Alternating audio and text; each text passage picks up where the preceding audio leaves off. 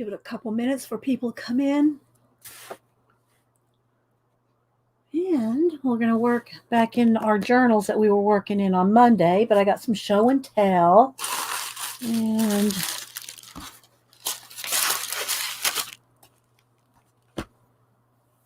so, hi, Andrew. Hi, Draw with Anushka. Riri. Thanks, everybody, for being here. How y'all doing?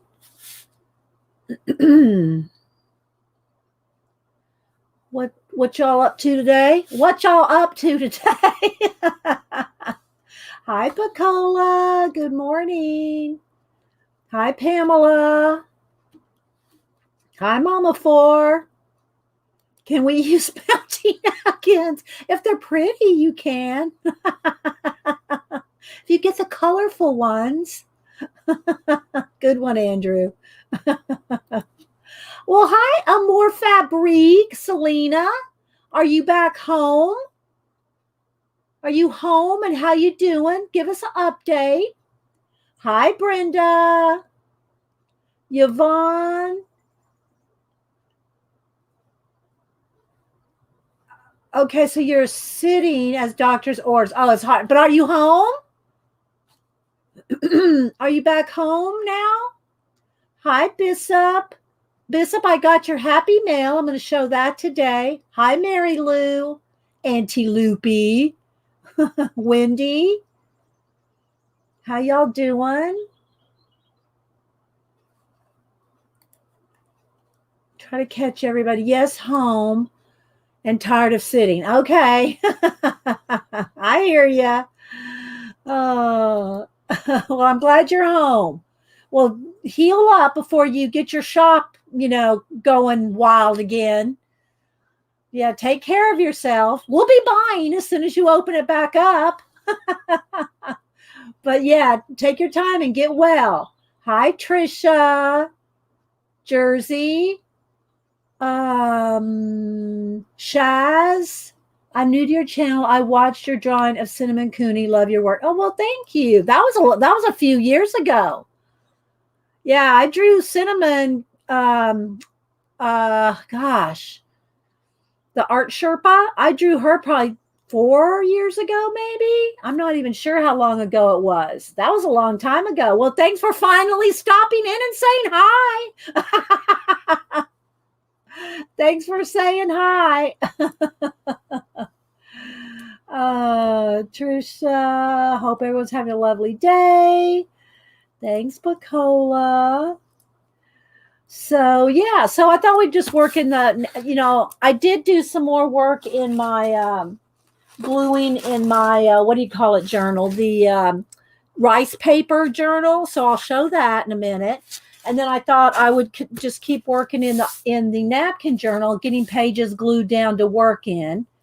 And because people have been requesting I do that. Hi, Cheryl. Then I got a couple shout outs. Let me write one more down. And I did get all my, where's my pen? I got all my, where'd it go? There it is. I got all my, April, well, I should say March. The March thank yous are all done. So here's all your thank yous for supporting the channel. They're all addressed. I'm not going to show the addresses, but they're all addressed. And I'm going to take these to the post office as soon as the show is over. Well, after lunch. I'm going to go to the post office, get all these mailed.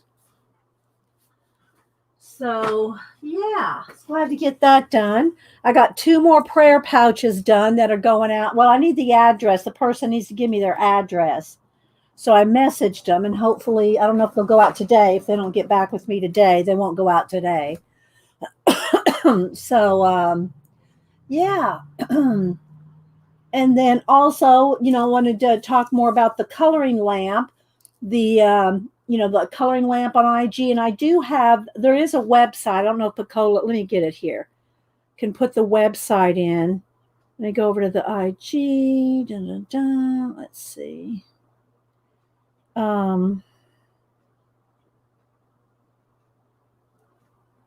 Let me find that. I might just be coloring lamp. I got to go find it here.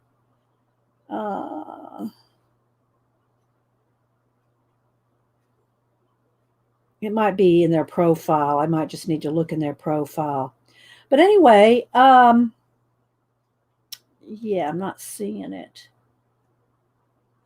Okay, thecoloringlamp.com. Yeah, it's thecoloringlamp.com.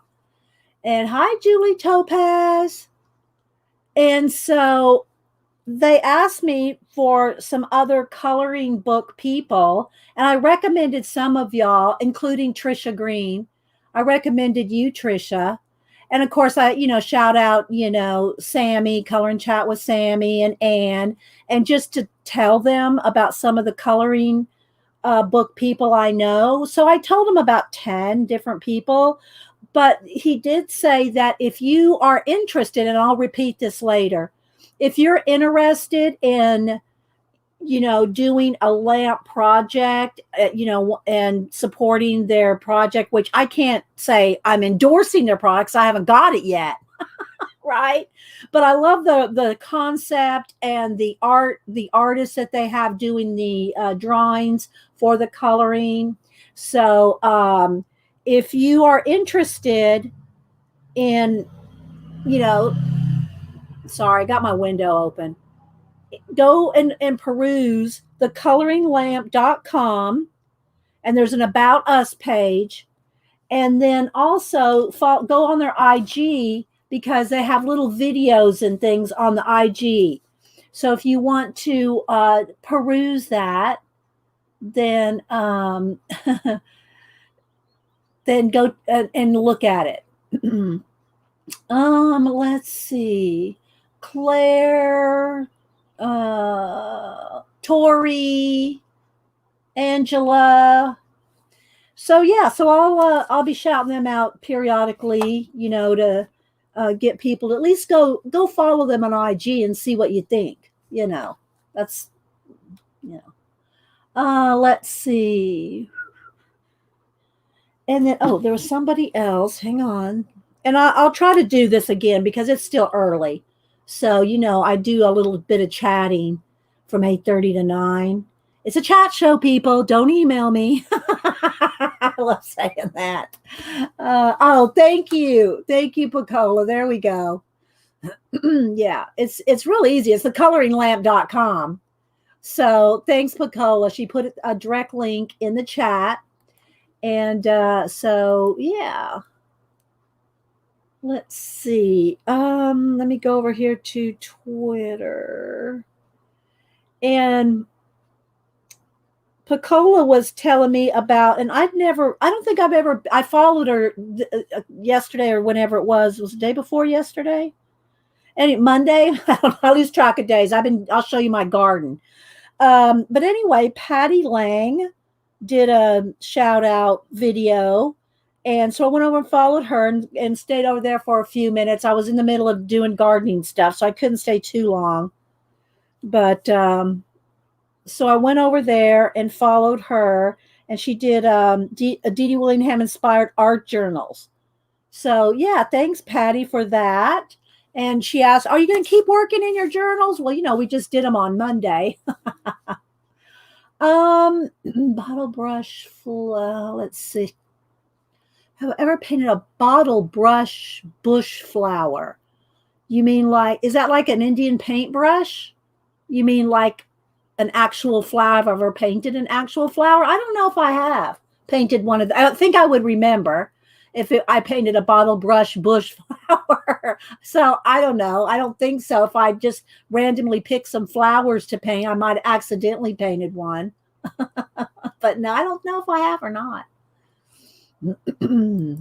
Let's see. Hi, Hedgie. And all y'all that are getting, I got all the napkins mailed, the little, that I gave away on Monday. Those got mailed yesterday. So I went to my post office. I picked up, Bishop sent me something, and I mailed all the napkins out, the napkin packs of envelopes of napkins. I mailed all those yesterday. Then I came home and worked all day until Hubster got home, and then we did the garden last night. Well, in the evening, and so I'm going to go back to the post office today to mail all of you guys' thank you. So it is a flower. Yeah, Claire, it's a flower. Hi, Uncle Ben. Yeah, Indian paintbrushes. Oh, we had those in Texas. That blue bonnets and Indian paintbrushes. Let's see. Anybody else I'm missing? So yeah, so thank you for shouting me out. Picola was the one that told me about it, about Patty Lang. So let me write her name down because I know I want to say it later and I have it written down here. Okay. And then let's see what else. Business in this morning.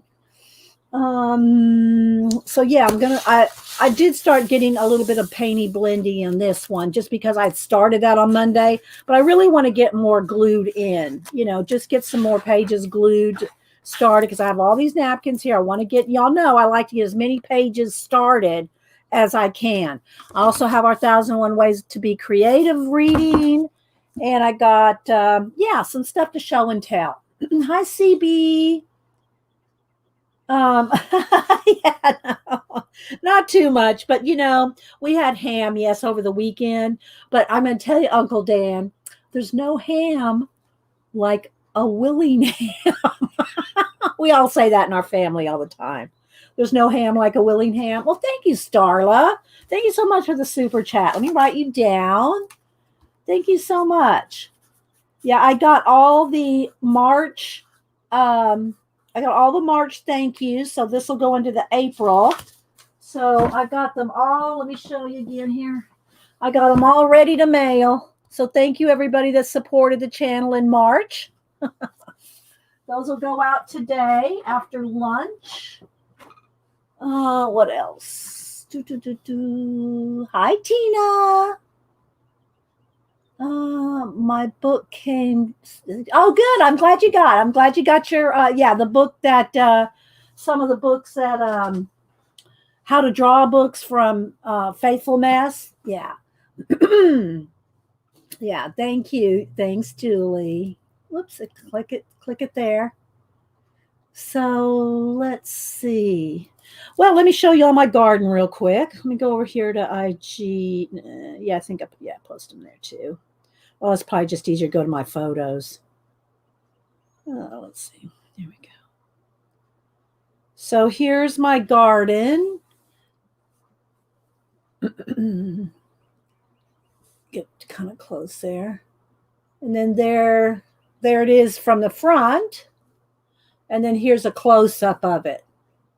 And if you want to see it grow week by week, I'm posting pictures just like I do every year. I post a weekly picture of my garden on Twitter and Instagram.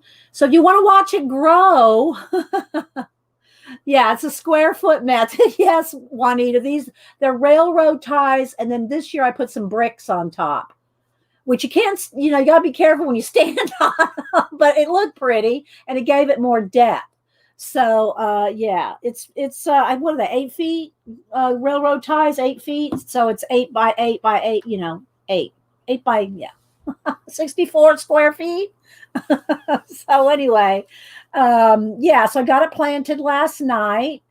Hubster and I did. And, after I got all my, thank yous, done yesterday, that's what I worked on all day yesterday. It takes almost a full day to do the thank yous, addressing the envelopes, putting them in the plastic sleeves, all that. So, yeah.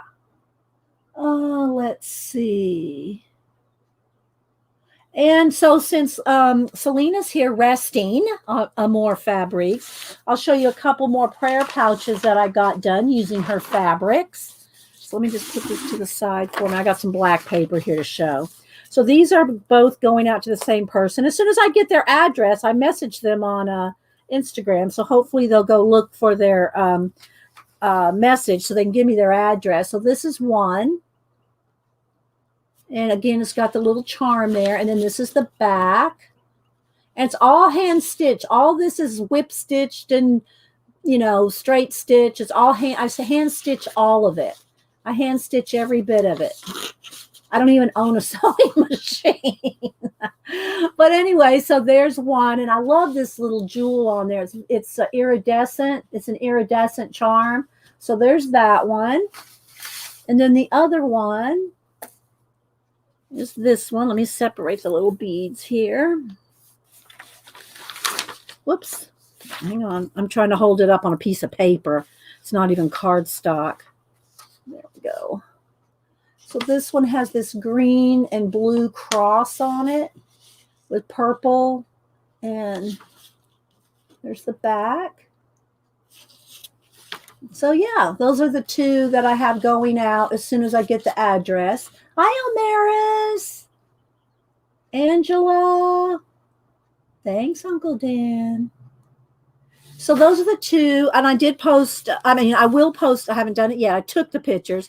I'll post the pictures of both of them on Instagram later today. So yeah, those are my two newest ones going out. I only can make a couple a week, you know, because I do a lot of other things. And as y'all know, so, but I do enjoy, you know, doing this and sending those out into the world. So there is that. I'm looking around. I did make a little, after I got the garden put in, I kind of did a little, what do you call it? A little planogram thing. So let's see. Yeah. So the next thing I got to show y'all is I got a book from Bishop.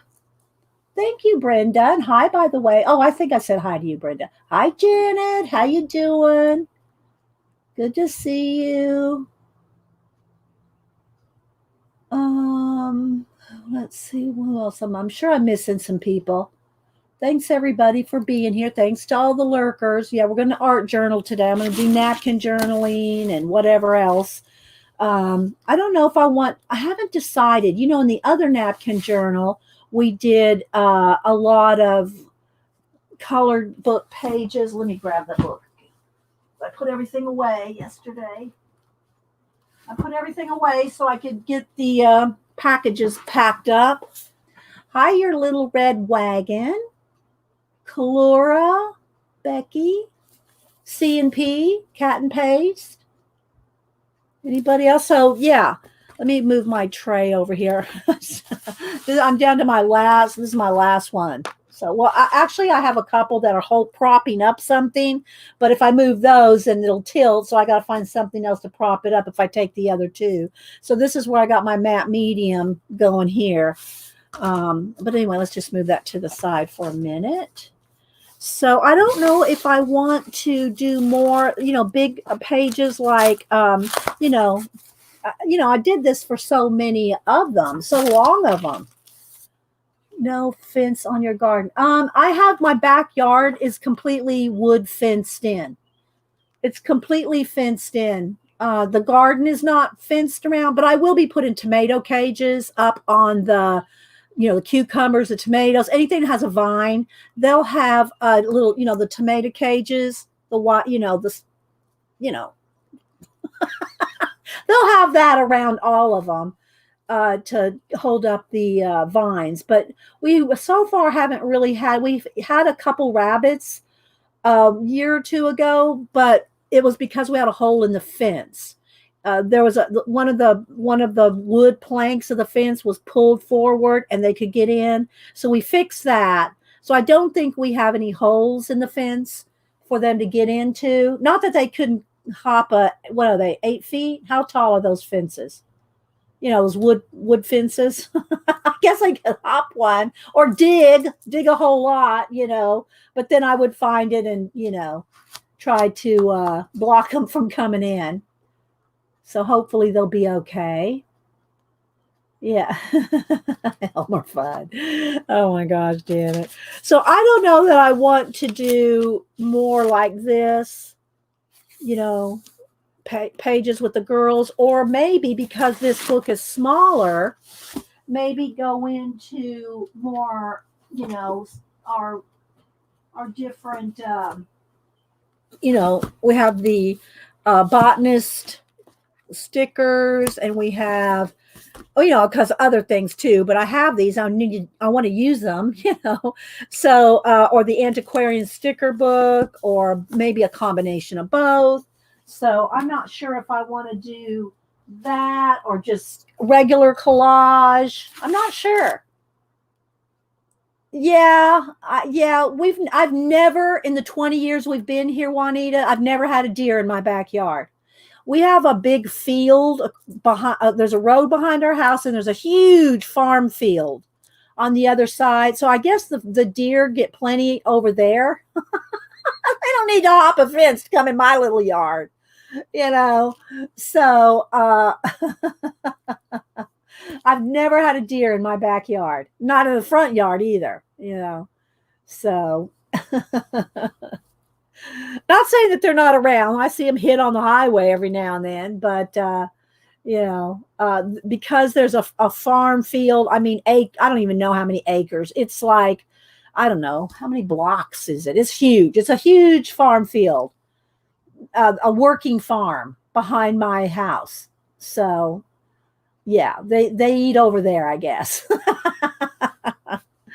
So what do y'all think? Do you think I should, because I've done so many of these with the Juliet Crane and color book pages, girls, and things like that maybe I should move on to doing some stickers or some collaging or something different on the napkin journal. So yeah, let's get a little dark there. Might have to brighten it back up. So yeah, it gets dark and light and goes back and forth because I have the sun's coming in and out of my bright big window right here. Let's see what else is going on. Hi, Jerry, Linda, Masiki.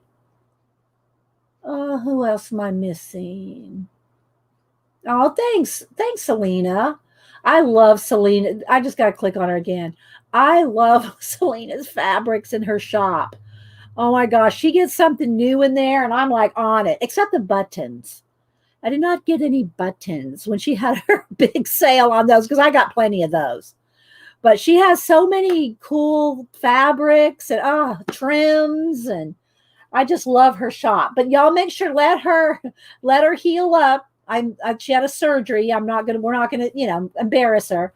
But she's posted it on her YouTube. I'm not speaking out of turn. But she had her shop closed for a week or so. I don't know when she plans on opening it back up.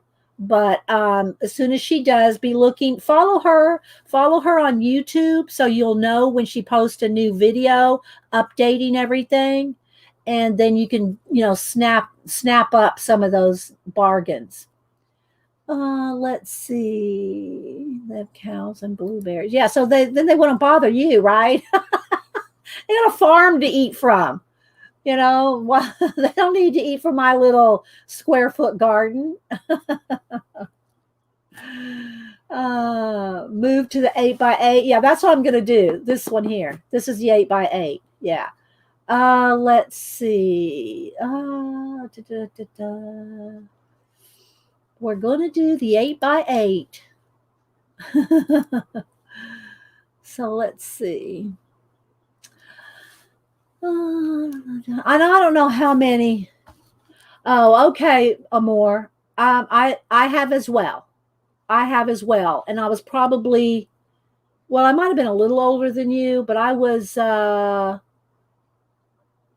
42. I was 42, I think, at when I had mine. So yeah, totally get it.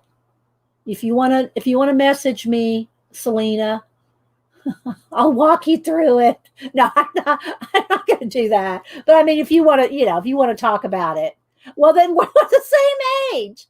That's how old I was too. So, message me, Selena. Let's see. What else? I think I've caught up with, there's Tracy L.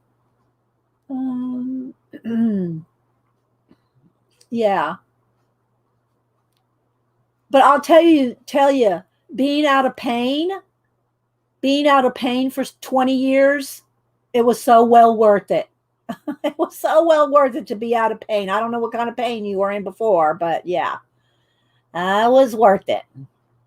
So, okay, do, Selena. Okay, so let me go ahead. It's almost 9, so we're going to get to this in a minute. Let me go ahead and show you. First off, Bishop sent me a card and a book. I haven't opened it. I just got it yesterday. So let's open it up. The Art of Knitting, Inspirational Stitches, Textures, and Surfaces. She must be sending this to me for the inspirational stitches. Let me get a... No, I'm sorry. I shouldn't be talking about stitches right now, Selena. Sorry. I mean, I'm just joking.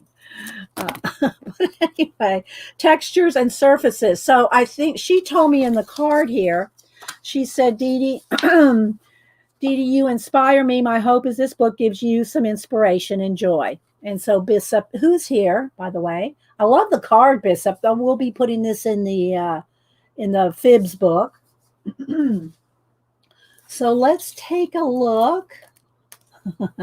It's hard not to. It hurts when you laugh after a surgery. It is. You don't want to laugh. It hurts. It hurts to laugh. So let's see what we got here. I have just now, I just got it yesterday afternoon, and then, came home and put it in the garden. So haven't had a chance to go look at this yet. Oh, thanks, Becky Kalora. Thank you. That's nice of you. A lot of us seem to have had that. Yeah, no laughing or coughing or sneezing. Okay, so here we go. This is the Art of Knitting. I'm going to look at. I've not seen it yet. Thames and Hudson. And so, yeah. If y'all want to know the ISBN, 978-0-500-285572. So, yeah, let's look at it. Let's look and see what we got here from Bishop. And people like to know the year it came out. Let's see. Ooh, it's tiny to see. Let's see. 2000, first published in 2005 and reprinted in 2015. So yeah, but it's not like knitting, like stitches. they're gonna be around. So the year really doesn't matter. But let's see what. Let's see. You got something. This page didn't cut all the way. Let's cut that evenly. There we go. So yeah. Now, Bishop, did you send this to me to Collage? I don't know. So look at all the stitches, but look how pretty this is. The photographs of it is really lovely. So thank you so much. Where'd she go? She was here a minute ago. Hi, Ashley McDowell, Mary Kay, Sue T. Who else am I missing? So look at the photography in this. The photography is awesome.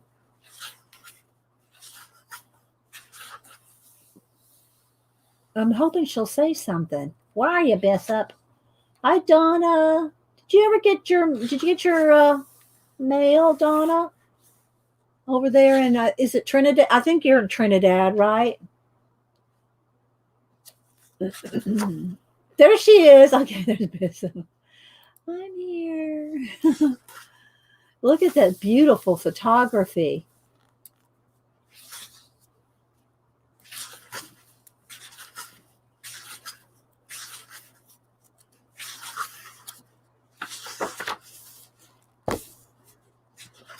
Look at that. See, now when I look at this, I see water and waves and the ocean. It just needs a little boat right there. Oh, you didn't get your mail? Okay. It's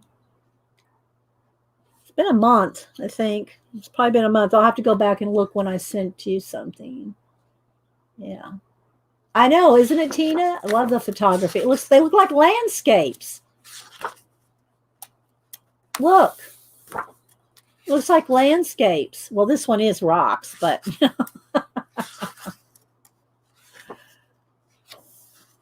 hi, Journey. I mean, look at that. Now, again, that's water and rocks. But look at it. Isn't the photography beautiful? Maybe they're showing that they got their knitting inspiration from this, you know? Picola said, I bought this book. Great texture photos. I know, right? Oops, let's see. There we go. However it inspires you. Yeah. Well, the photography is stunning. I want to just go through and glue little worlds on it.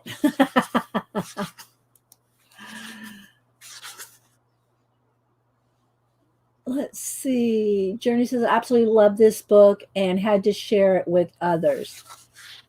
I'm so impressed with the Creosote Railroad ties. You mean my garden, Uncle Dan? Yeah. Yeah. I don't remember how many years we put the garden down. And then I built it up again this year with bricks on top of the railroad ties. Yeah. I don't know if that's what you're talking about. It is a thick book. Look, I'm only like a third through it. I probably should flip it like this. So just so y'all can kind of get an idea. Isn't it beautiful though? Look at all the inspirational stitches that people have come up with. Maybe I haven't read it, I just opened it, but based on the nature that they took it from. Look at that. So it's a beautiful book. Thank you so much, Bishop. I love photography and any kind of macro photography. I just love anything macro. This is not super macro photography, but it's, very, very close up. And if y'all ever need inspiration for anything, go look up macro photography. Go look at a butterfly's wings close up, like just where you see like under a microscope. You'll get inspired if you go look up macro photography. Let's see. Thank you so much, Bishop. That was so thoughtful of you. Very thoughtful. So thank you so much. So again, this is The Art of Knitting, Inspirational Stitches, Textures, and Surfaces. Thames and Hudson, or it might be Thames and Hudson. So yeah. Thank you so much, Bishop. Okay, where are we? Let's see. Looking around, seeing what else I got going here. Hi, Suze. Claire. I said hi to Claire. Who else am I missing? I know, right? CNP. Okay, so let me get back to where we left off on Monday, and I will probably zoom in here. Let's see. Let's get the camera a little straightened out here. And so I did on, I don't even know, was it, let's see, today's Wednesday. It must have been, was it last night? I don't know. Or maybe it was like no, it couldn't have been because I had errands on Monday. So anyway, I glued a few more pages in here, whatever day it was. I totally have lost track of days with all the gardening projects. And so let me show you the garden one more time. And again, follow me on Instagram. That's where I post most of all my pictures and my art and stuff like that. But if you follow me on Instagram, I'm Inkiwell, INKIWELL. But if you just put in Dee Dee Willingham, it's under that as well. And so, yeah, I got my garden put in last night. Hubster and I did. And and then I did water it here. I watered it this morning. There's my morning picture. Oh, see the yard it's completely fenced in all the way. It's a big backyard. This little garden's not that big in the big yard. But what was I going to do? I was going to show you something. Now turn my back on myself. Look behind me, like what was I going to show you? But anyway, yeah, I was going to read what I have in there: cucumbers, carrots, tomatoes, banana peppers, bell peppers, jalapeno peppers, sweet potatoes. Um, that one little bush in the corner comes back every year. It's a blackberry bush. Tomato, two kinds of tomatoes, squash. What else? Cucumbers. I said that already. Anyway, so I just went off my little chart. I made a little chart.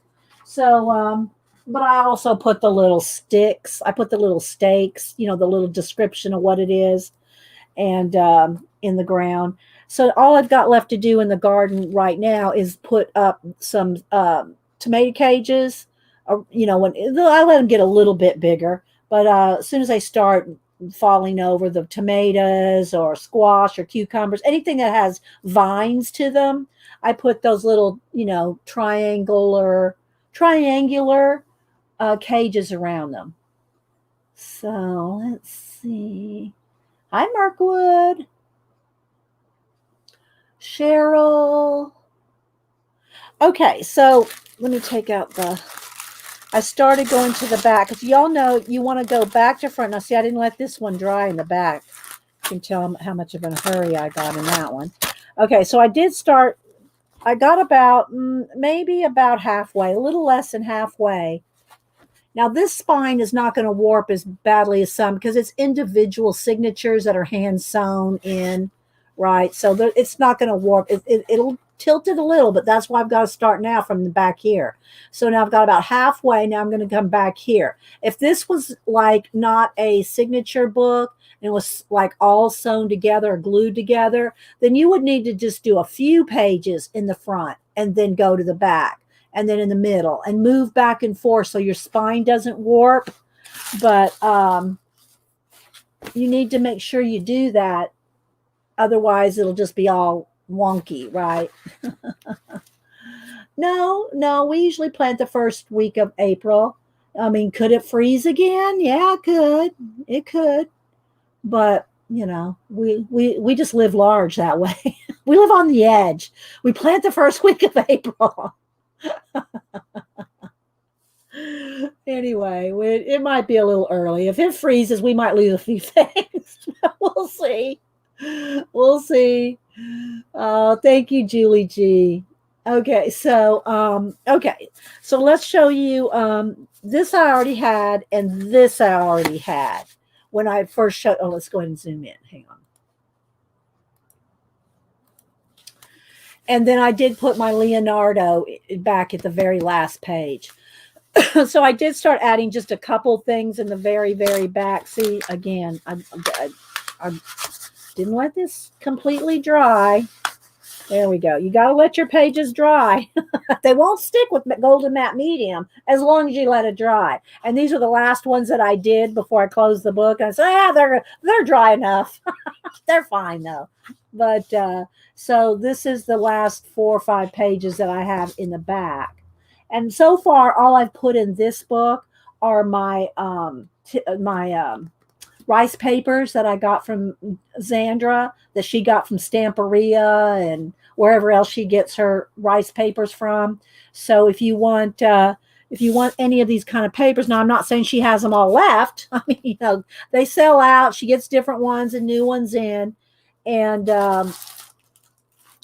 but that's where I got all the papers in this book was from Paint and Paper Studio, Zandra. So yeah. Let's see. What else do I have? If I missed something, put it in caps, guys, if you're talking to me. And hi, Lisa. Good to see you. Good to see you. Lisa's not online very much, so what a treat to have you. Thanks, Lisa, for coming in.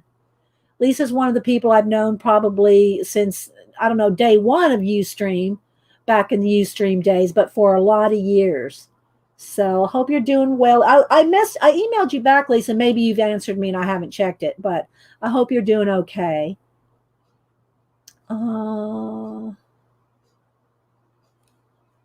Thank you, Alicia. So Carrie Ann. Who else? I'm sure I'm missing people coming in.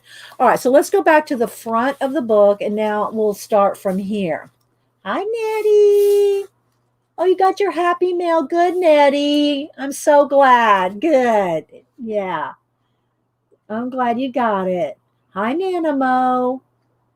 Journey would like to mail you the knitting book for a giveaway. She was the one that gifted it to Lisa Clinton, which were Bishop, and I saw the flip. Well, email me, Journey. Okay, email me.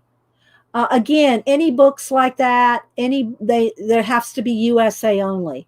So, like when Faithful Mess sends the drawing books every few months, she knows that they're, she's giving them to us, and she, sends me postage, and then they only go to US.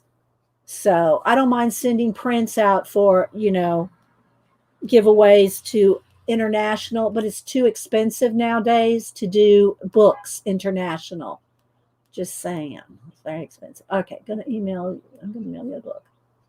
Okay, well, like I said, Journey, as long as you understand that I only do book giveaways in the States. So, because it's so expensive to mail. Let's see. Janet's telling Uncle Dennis, slap that bad boy in a journal.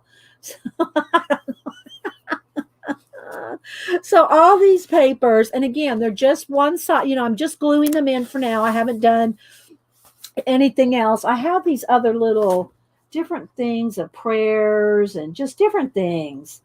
Let me see if I can find something that kind of matches this one, just to kind of show you what I'm talking about. That you could write things. You can do your own calligraphy, your own brush lettering. But this particular book that I'm working in here has a kind of it's the what do you call it? The fibrous kind of paper that, I can gesso and prep it and all that. But if I have to do all that, I'm just going to work in a different journal. If I want to write in a journal, I don't want to have to prep all these pages for writing. I'll just work in a separate kind of journal that I can write in, right? So what I plan on doing in this one is either handwriting my own or finding quotes that I like to put on the opposite page. And then I'll paint everything in. I'll paint it all in. Just like I do, all my collaging and mixed media. So anyway, that's what I've done in this book so far. Is I've just glued down with golden matte medium one side of the page. Well, some of them carry over, but and there's two of them I think that are, I tilted on sideways to fill the whole, because I didn't want to cut the image down. So you'll see when I get to that. So again, this is all a hand-stitched book, and I'm pretty sure it was from India, but got it off of. There's all kinds of books like this from what do you call it? You can get off Amazon. And it does have a slight texture, but not as much of a texture as the napkin journal. This rice paper lays down. It's not as bumpy. Okay, it's not as textury as a napkin journal is.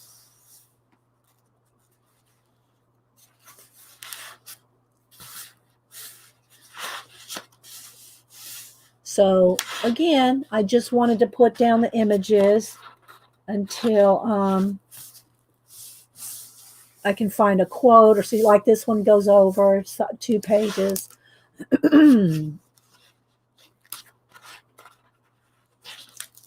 Whoops, I don't want to pull that apart. Oh, no, Dee Dee, don't pull the book apart.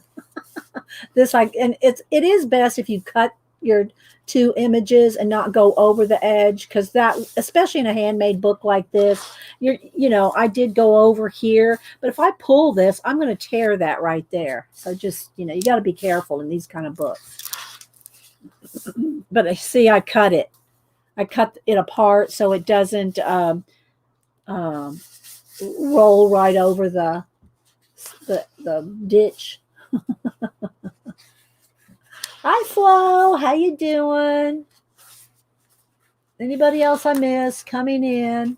But I love these papers so much. So I said, I'm just going to dedicate, I used a lot of them in my my Japanese poster book, my Leonardo book. I used a lot of these papers in those books. And, but I have so many of them I buy from Xandra because they're so beautiful. This one I cut in half. This one had a house and then a hot air balloon. So I cut them up sometimes, Here's the other half upside down. See this, I put it in upside down on purpose because that way it looks like another house. So then here's some of the steampunk gears. This is one that I did on the side, to get the whole image in. So yeah. I know, right, Jessica? And hi, by the way, good morning. I got all these papers from Paint and Paper Studio, Xandra.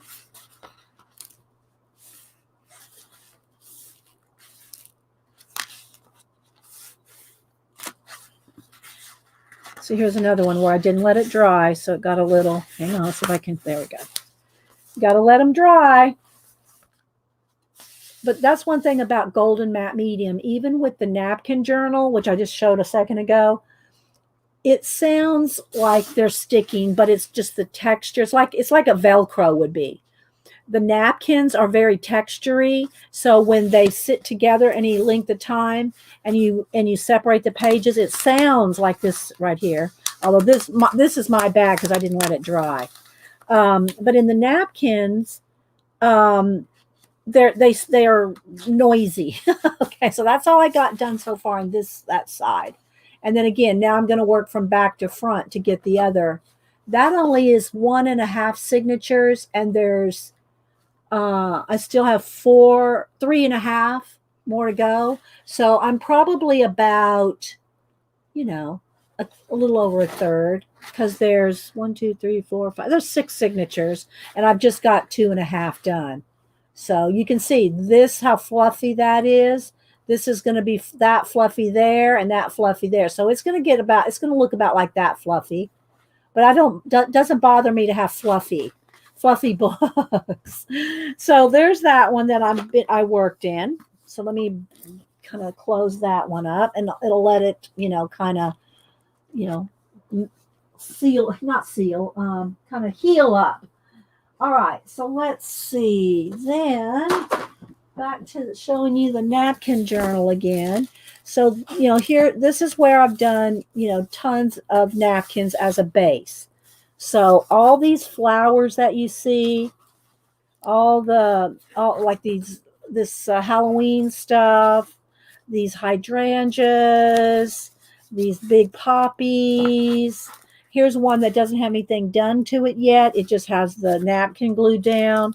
So anyway, I've used a lot of color book pages in this one. Like there's the little elf guy, and then that's all stickles. But these sunflowers are all napkins. So what I do is I glue them. I glue the napkins down first, like this.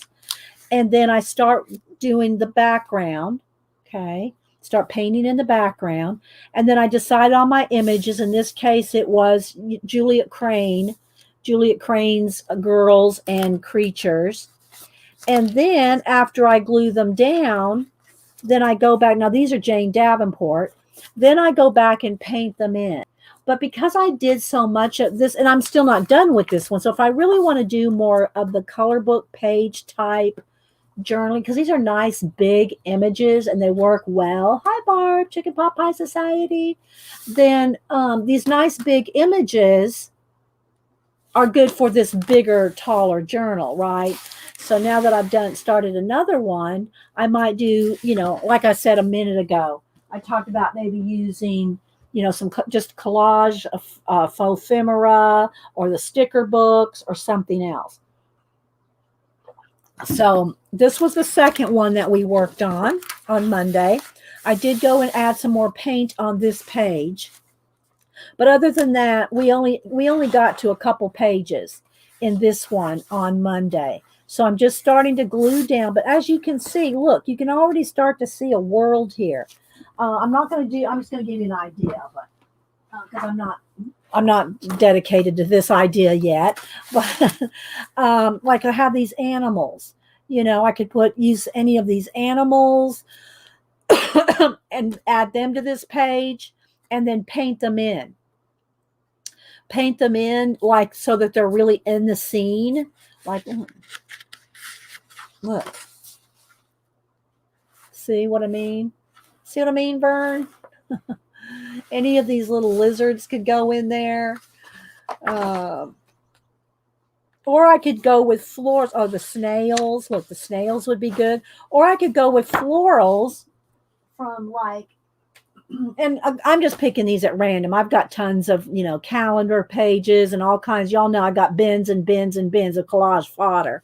But I'm trying to show the easiest ways for you to, get crack-a-lacking in these books. So I have the botanist sticker books, so I could continue. I could add more, I could find more of these pinky purpley type flowers.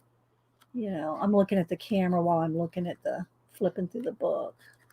I could add more flowers. I could make it a full-on flower garden and then put one little building down there. Here, let me get this book here. Let's see, I got a fresh one here. I just started cutting into this one. I could add bugs, some bugs, some flowers, and then throw in some architecture or something funny. Like, I've used this Las Vegas sign in a couple of collages. You could put that in here. So you can make your world, you can make a world with anything that, strikes your fancy. It can be funny. Blue napkins with gel. Yes, that's what I do. I use golden matte medium. Oh, gel medium. Gel medium's a little thick. The problem you might have with gel medium, Julie, is because it's thicker than water. Matte medium's watery. If you're shoving down gel medium on a napkin, you might tear it. It might tear. Test it. But I only use matte medium because it's liquidy. It's fluidly. Gel medium is thicker. You could probably do it if you're careful. You got to be careful because it's going to tear if you try to mash that down. Oh, Donna. Oh, that's so sweet. I hope you're getting something out of it. I hope you're getting something out of it and going to try some things. But that's a good question, Julia. Hi, Miss Vicky B, my planner queen. Miss Vicky B, my planner queen.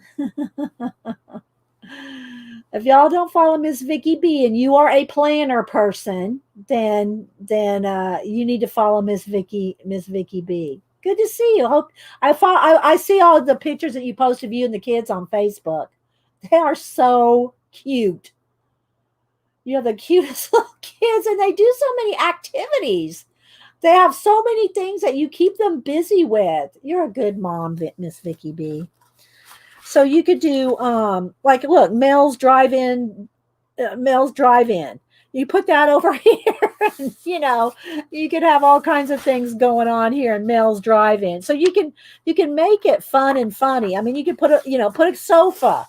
Put a sofa in there or a chair, and we might play with that today. I don't know if we'll get to that today. Y'all know I love me some astronauts. And then they have all these people, but this is extraordinary things to cut out in collage by Maria Rivens, and you can get this on Amazon. I think I have 3 copies. I've almost used one up. So there's just so much in this book. And then again, I just got this one. It's not by the same person. I don't know who this is by. It doesn't even say, but it's Extraordinary Animals to Cut Out and Collage. And so between these two, and again, you can find magazine images, but then, there's sticker books. Like this is the botanist sticker book. So there's just tons of, stickers. So we might use some of that. And again, the antiquarian sticker book. Everybody bought this for a while back. Janet and we each bought a couple of them when they were at 30% off at Target.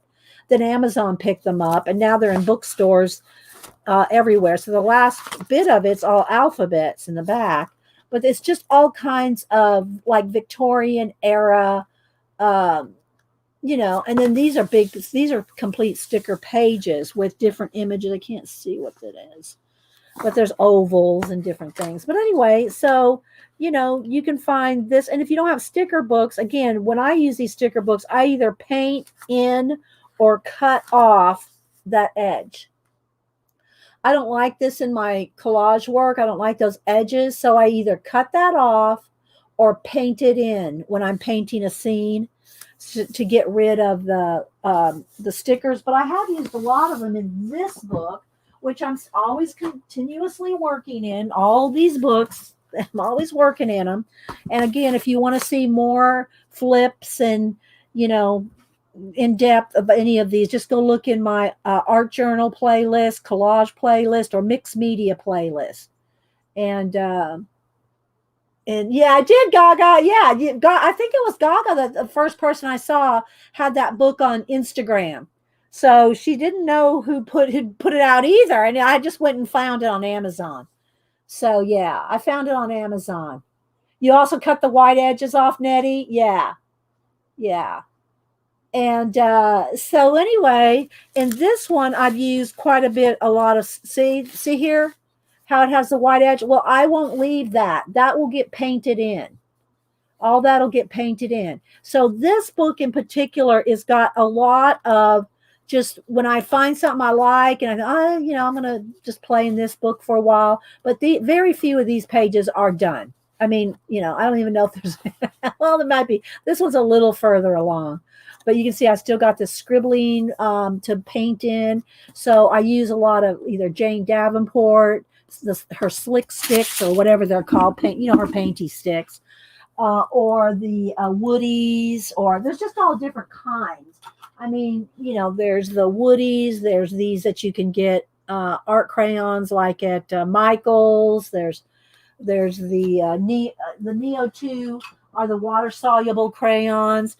And then you can go back in and with either water or I'd go back in with white paint and move it with white paint. So you can see a lot of it still has, just see the stickers. They haven't been painted in yet.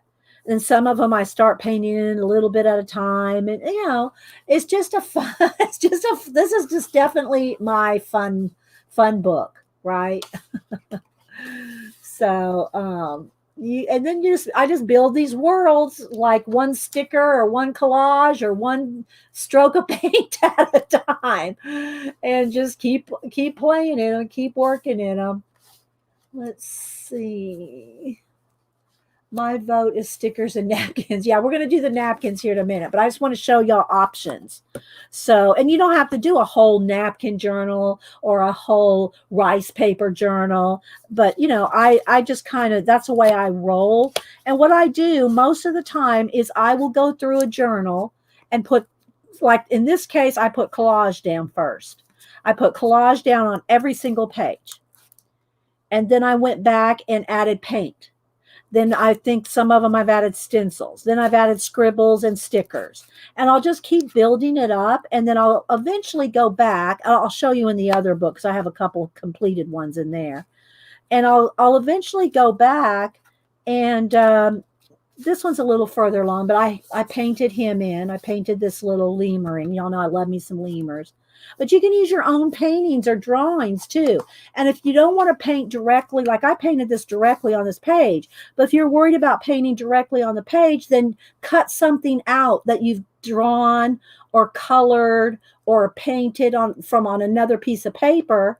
Cut that out and glue it on. You can do that. Nothing's stopping you from using your own separate artwork, right? Your own artwork on other pages. So that's all in this one. So this is all in progress too. But here's the one that I'm talking about. Let me get this one over here.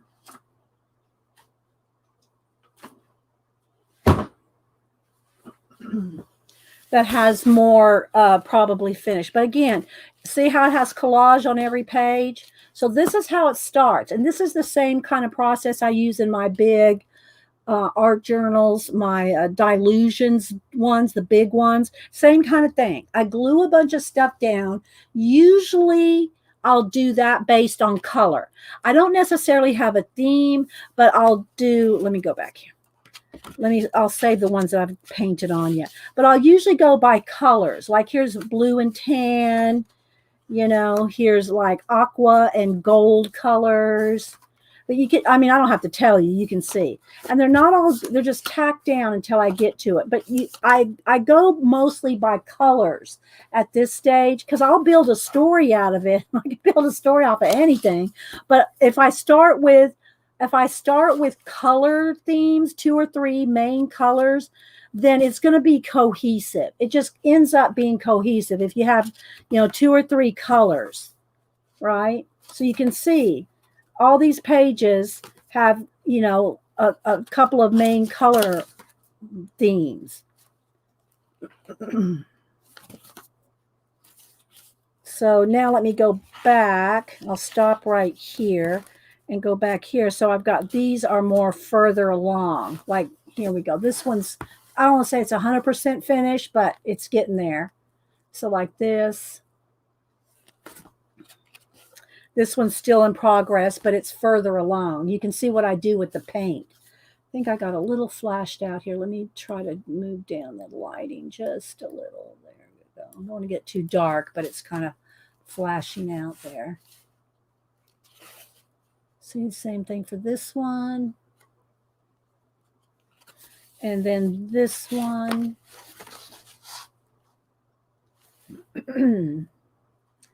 Hi, Karen K. Moore. Anybody else I missed coming in? Thanks, everybody. So, yeah, all these pages are still, and I at any time I can just go in here. I'm never out of something to do.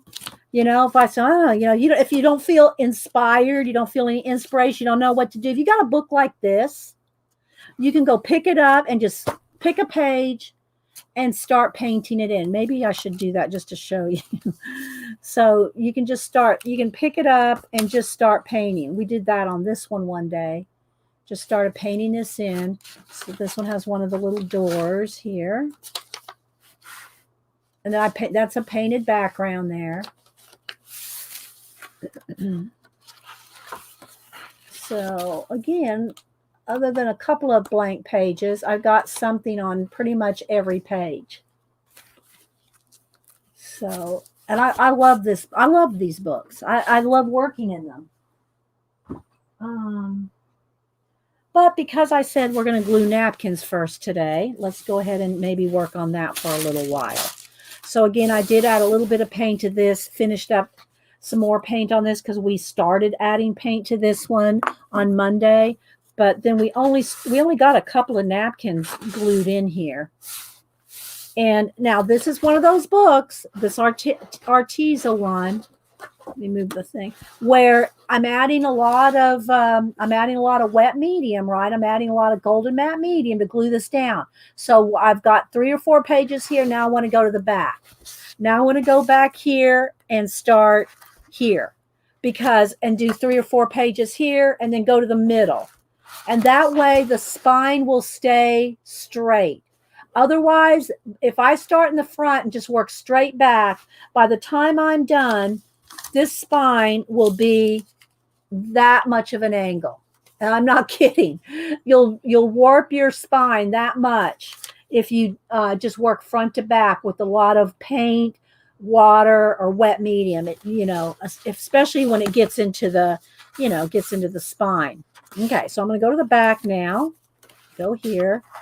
And I do have a lot of wax paper ready to put in between while I'm working. And I need to take apart some more. I think I might have a couple already taken apart. But essentially, it's all the same thing. Everything I do, it's all the same thing. I'm using napkins, using collage, I'm using ephemera, I'm using stickers, I'm using, rice paper. But, you put something down on the page and then you paint it in. And then you can add more on top. You can add stencils. Oh, that was the other thing. Our other book that we're working in on Monday was this one. This is my what I covered with Selena's fabric, and I just glued it. I just glued it right onto one of those black plastic like journals. You know, it's just a thin paper journal, but I glued the fabric onto it to make this beautiful, stunning journal. I love when you collage things. You always get, oh, thanks, Miss Vicky. Y'all know, I don't even know. I lost count. You know, maybe 6 months ago, I had over 1,000 videos, and I haven't really looked to see how many I have since. So I don't even know how many videos, but trust me, there's hundreds of collage, mixed media, art journal, hundreds of videos on all that. Let's see. I'm not worried on my art journal. Oh, you've not worked on your art journal in a while. Oh, well, good. I hope so. And again, guys, I'm going to shout out Patty Lang. Patty Lang. She did a video. I think it was it Monday? I think it was. Anyway, Pacola messaged me. She's doing a shout out to you, so I'm shouting her back out. So she is trying to get into art journaling and napkin journaling and all that. And so she was talking about how I inspired her to start art journaling. And so y'all go peruse Patty Lang. And before we get started, let me do a couple more shout outs. Again, the coloring lamp. Go look at the coloring lamp on IG and follow the coloring lamp. And if you're interested in doing one of their projects, let them know. Message them, let them know. I did give out, I didn't give any addresses. I just told them names of people.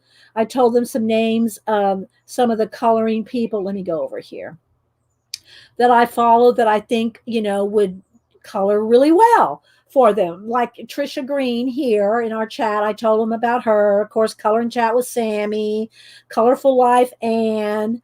And of course, some of the people I don't know. And I said, these people color really well too if you don't know about them.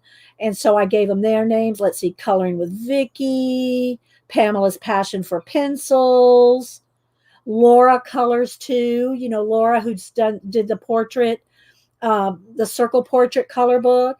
Who else did I say? Of course, like I said, Trisha Green, Tina, I told them about you. Who else did I put on here? Anyway, I gave them, 10 different people that I could just think of off the top of my head. And I told them that to either go look for you on IG or to look for you on YouTube. And then I said, well, would you like me just to tell them that you're looking for people? Because they want color, they want color book people to color their stuff so they can, do their Kickstarter. I think they said in May. But if you go to thecoloringlamp.com, they have a website. They have an about page and all the information about them. So, and now I haven't got one of their lamps yet to test, or anything like that, but it looks very, very cool. So if you first go watch their website and then go to their IG. And if you are interested, reach out to them. They're real approachable, just go to the Coloring Lamp on IG or reach out to them via their website. So yeah, I'm excited to do one, you'd be interested. Well, then, yeah, make sure you contact them, Tina. Either, you're on IG. So contact them, Trisha, Tina, anybody. That, feels like you could, help them out. And, they're out of Vancouver, Canada. And I did say, well, do you want me to tell people like Color and Chat with Sammy in the UK? And they said, that's fine. So I mentioned Color and Chat with Sammy in the UK.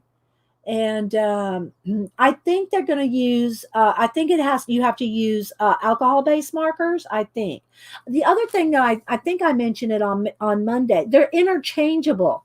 So once you have the lamp and the lamp assembly, the screens that you color are interchangeable. So you can change out different artists. And I think they're going to have, I don't know all their plans. I've only, just talked to them since last week. Um, I think they're going to have some kind of a thing where you could even, get it on a kind of subscription thing if you want more every month or something, or you can buy them individually, but they're going to be interchangeable. So you can take the screens out and put them in. Go watch their video. I think they have a Bluetooth where you can do your phone and change colors like purple and blue, different colors in the lamp. There's all kinds of things. It's a lot, very in depth. I'm telling you, it's very in depth. So, yeah, but I think it's alcohol markers because it has to be something translucent where the light's going to show through, right? It has to, the light, you can't paint it. You can't paint the images because the light's not going to bounce through it. Kind of like a stained glass effect, right? Or if you've ever seen those Dover, what is it? It's not really, let me see if I have one handy. I don't know if I got one handy. Let me see. They're, let me see. Do I have one handy? I thought I did. But they're translucent. And when you color them, oh man, I wish I could put my hand right on one. I had one out. Ah, here we go. Like this. Now this one's really old. I think Janet and I've had one of these since I always tease Janet because we have these Dover. This was Janet. This one's from 1972. So this is a Dover from 1972. I'm not joking. And now look, the pages are even yellowing, right? They're yellowing. But so this was a stained glass one, and when you color them, let me tear off the page here. When you color them, look how, I don't know if you can see how yellowed it is. It's very yellow because it's so old. But anyway, you color them and then it's translucent. Let me see. Let me just stick my phone back there. Well, I guess I should turn on I'll get something a little brighter here. See how the light shines through? So when you color them, and I'm thinking it's something similar to this, except it's going to be in a lamp, and they're long pieces, and you can color them and put them in the lamp, right, like this, and then it'll shine. It'll be a lamp. But anyway, sorry guys, I wasn't trying to call out me and Janet's age. I don't even know, she might have ran out the back door. But anyway, that's what I was kind of imagining, how it kind of works. That's kind of how I was imagining. You graduated high school in 73, Jane? Yeah, talk about vintage, Tina. Okay, so anyway, so in this book, I'm going to do paint, stencil, and story. So every book has a different thing. So what I want to do through this one is I want to go through and paint a lot of pages. Now, this probably has a couple hundred, so I don't know that I would just sit and do all these pages. I might skip and do a few here, then a few here, a few here, a few here, like that. But this particular book is, and we did some on Monday, is painting a solid background. Then stenciling. See, now this one I painted 2 shades of pink. Then I stenciled on top of it, like these. We did these on a Monday. And then from here, from this, then I'll build, some kind of a made-up story. And this one I just did these BFF girls. These are the Tim Holtz little, found relatives, but these are from the photo booth, his photo booth people. And so I thought, they just look like they're BFFs. So what happened to them? How were they separated from their friendship? And, this is a little vintage feather there. And they have these beautiful hats. And then I put some lace on there. And I just started making up a story in my head, right? And yes, we pegged our own.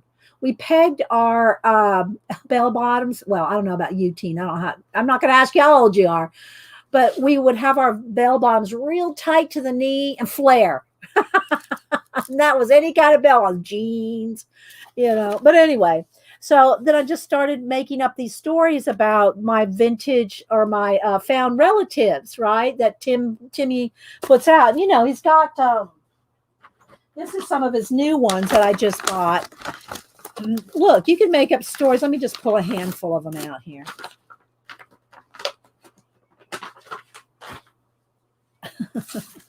Just to show you, to remind you, I showed these when I got them. They were on sale at Hobby Lobby last week for 40% off. And these are his new found relatives. But, you can use them to tell a story. And that's what I was thinking about these two ladies here. So here's two little girls. So you can start with this if you don't know where to start. And this is one of the things that Patty Lang was saying. Well, I don't know where to go next, right? I don't know what to do next. So you can do this with anything we're doing. You can do them on a napkin. You can do them in the tissue. On the rice paper. You can do them on a painted page. You can do any of these techniques in any kind of combination. Any kind of combination. I'm just trying to make it like I'm showing 3 basic techniques: paint and stencil, napkin journaling, and the tissue paper. But they're all not tissue, rice paper. But you can do any of it. Let me just kind of give you an idea. So you could take and start with them. You start with them and then start building, just thinking about whatever, you can start going through here, maybe that grandfather clock. You can go with florals. You can go with, anything out of your collage books. You could give them the little butterfly wings if you want. But you can, add anything, do a what's Las Vegas, what happens in Vegas stays in Vegas. Those ladies, we don't know what's going on. So anyway, but you can, combine weird off the wall things to make your imagination, if you don't think you have an imagination, pick weird things. Now, back to the Society of Idea Collectors idea. If you have any of those notebooks over the years, we've combined different, let me just kind of do a sidebar here as far as inspiration goes. You can make lists of make different call. Now I've got pages and pages and pages of each thing, but just to start you out, just make 3 or 4 columns. People, and under people, I have anything living. It can be people, it can be insects, it could be an animal, and you can list the animal separately, but anything alive. So you just use your people, place, and things. If you have a column of anything alive, a column of places, which can be anything from Paris to the kitchen in your house, a place. So if you have people, place, and a thing, and then a thing is any inanimate object, anything not alive. It could be a paintbrush, your telephone, a coffee cup. So if you make those 3 lists, and you can make them as long as I've got pages of them, pages and pages, but just start with maybe 30 things in each column. So you got a column of living things, a column of places, and a column of things. Number them all 1 through 30, 1 through 30, 1 through 30. Then generate, if you just want to pick a random number, or go to random.org and pick one from this list, one from this list, and one from this list, and combine them. So you might have these ladies might be at, in Paris, and I just said coffee cup. So maybe they're having coffee. So you can start a story with those 3 things. If you want to add a few other things, you can add transportation. You can add occupation. So you could have a list of occupations. They might be 3 doctors. These ladies might be 3 doctors back in the 40s on vacation, and nobody knows their doctor. You could just make up a story. But if you just don't know where to get started, if you pick off of a list like that you made, it's best to make your own list. You could also do color. You could add all the different colors. In this case, I'm adding colors first, right? I'm starting with colors and all these. But then you can just start working a story out of it. So don't say you don't have any ideas. And if you've been around my channel for 10 years here and then on Ustream, you should have an idea collector's notebook, whether you're in the Society of Idea Collector, but you should have a idea collected notebook, whether it's a 3-ring, a composition book, a traveler's, whatever it is that, you collect your ideas. So if you haven't been doing that for 10 years, I do not feel sorry for you. Now, if you're new, then of course, then hopefully you're getting some more ideas. Hi, 3G. Let's see. It'll just be like, it's kind of like a potluck collage. It is. But then you can start doing things like, combining your stories with paint. Paint will help you bring it all together. Don't say, oh, I can't do it. And again, all I ever use here, well, for the most part, I mean, I've used a few other things on occasion, but for the most part, all my paint is just craft paint.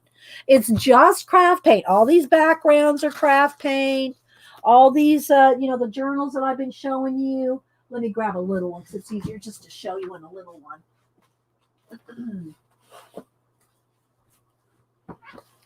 It's just craft paint, collage and craft paint. So you can start with a couple of images. You can, just look out for things. Think, what's he thinking? Is, or she, just, you can make up stories. But here's an example of where I'll paint in the white edge. Again, you could cut that off before you stick it down, or you could just paint it in. Okay. So, yeah. All right. So let's go ahead and I'm going to put this one aside for a minute. And again, I'm starting here with just paint, stencil, and then adding whatever else to make a story. You can add words, you can add text, you can cut words out, you can do the little Tim Holtz, what are those little word fetties, you can cut them out of books.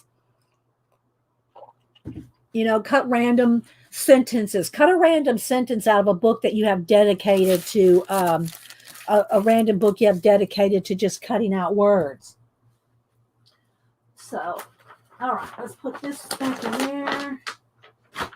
Okay, so let's go ahead and start gluing down some of these. Let me get my glue brush. Tap off the water. Get a couple of baby wipes. If you like stamping, you can use the foam that like I've used on occasion, those art foamies stamps, and you can get those in all kinds of letters and shapes and everything. If you like rubber stamps, I would recommend you stamp your rubber stamp images on something else and cut and color them, and then add them to your project. Hi, Devin. Yeah, they do cat and paste. They do lay down real nice. And they're not that expensive. I think I've bought them these as 2 in a set, and these little ones here, I think I don't know if they're 2 or 3 in a set. And yeah, and you can get them on Amazon. Okay, so let's go ahead and get started gluing. So I got my, these are the only brushes I keep in water, are my matte medium glue brushes to keep them flexible, right? And baby wipes to continuously clean things off. Oh, one other thing I have to address here is, again, if you missed it, I have all my... March thank yous ready to go out today. I'm going to go to the post office after the stream and mail all these out to you guys. So anybody that supported the channel in March, these are going out. The napkin winners, the guys, I call everybody a guy. All you guys that won a napkin giveaway on Monday. I mailed those out yesterday. So I went back to the post office yesterday, checked my mail, and that's when I got Bishop's book. Then I came home from that and worked all day on this. And then last night after I did this, I put in my garden. So these will go out today. Those will all go out today. However, I have these people. I do not have your addresses. Angie P. I'll just say this because I'm not sure how many people have actually given their last names. Bobby S. Hincando, Melody Loves Hobbies, and Brenda W. I do not have your addresses, and if you support the channel and you don't send me your address, I can't mail you out thank yous. So I need y'all's addresses, and you don't have to, you don't have to give them to me. You don't have to get a thank you, but if you want one, I need your address. That's all I'm saying. Okay, so let's see. And I do have my window open in here, so you're going to hear it's not a very busy street, but we've got motorcycles every now and then and all that. Okay, so let's see. Let's go ahead and maybe pick these because I've already got the backs off of these. I have a few that I already have the backs taken off of them. Again, what I do to take the backs off of a napkin, let me go ahead and do one just because I want you to know how to do it. Oh, that one's already done too. I have a few that I've already taken the backs off. That's good. Easy to glue them down. Let me pick one here. Okay, here's one. Let me get tape. So what I do is I just take a piece of double-sided tape. You could take regular tape and just wrap it around your finger. But just take a piece of tape, and you want to take off. Usually there's 2 layers of backing. Oh, thank you, Nettie. Oh, Nettie, that's so sweet. Thank you so much. Let me write you down because then you will get a print in April. I'm not going to tell y'all yet what it is going to be of. I already have them made for next month. Thank you, Nettie. Thank you so much. I'm writing you down. Thanks for the super chat. Anybody that supports the channel, I send out a thank you. I try to get it out the first week of the following month. So like that big stack you just saw, that's everybody that supported me in March. So this is the first week in April. So everybody supports me in April, the first week in May, I'll send them out. So I just send them out once a month. That way I can keep up with it. So thank you so much, Nettie. I appreciate that. Let's see. Well, some interesting looking napkins. Yeah. Well, if you have, I don't know what kind of shops you have in Trinidad, but you can get them at, the different shops like Tuesday Morning, which mine closed down. You can get them at Party City. You can get them at Target, Walmart.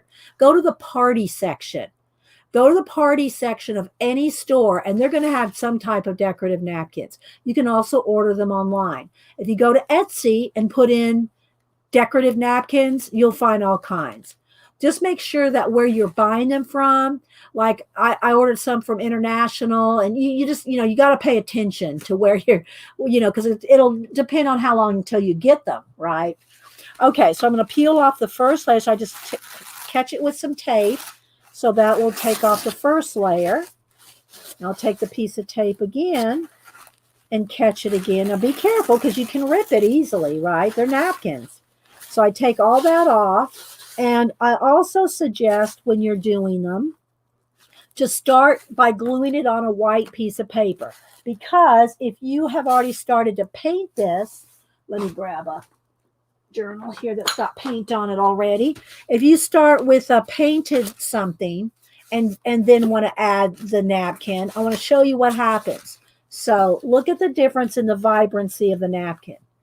So you can either, and there's nothing wrong with this if you want it dulled down, but I just want to show you that if you glue your napkin on a painted page to start with, it's going to get it dulled down as compared to look how nice and vibrant that is. So it's best that you start on a white background to glue your napkin down first, because otherwise you see the difference, right?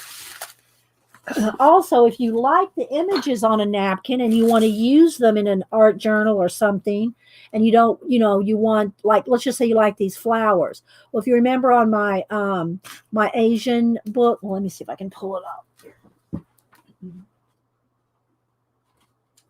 Let's see if I can get it out here.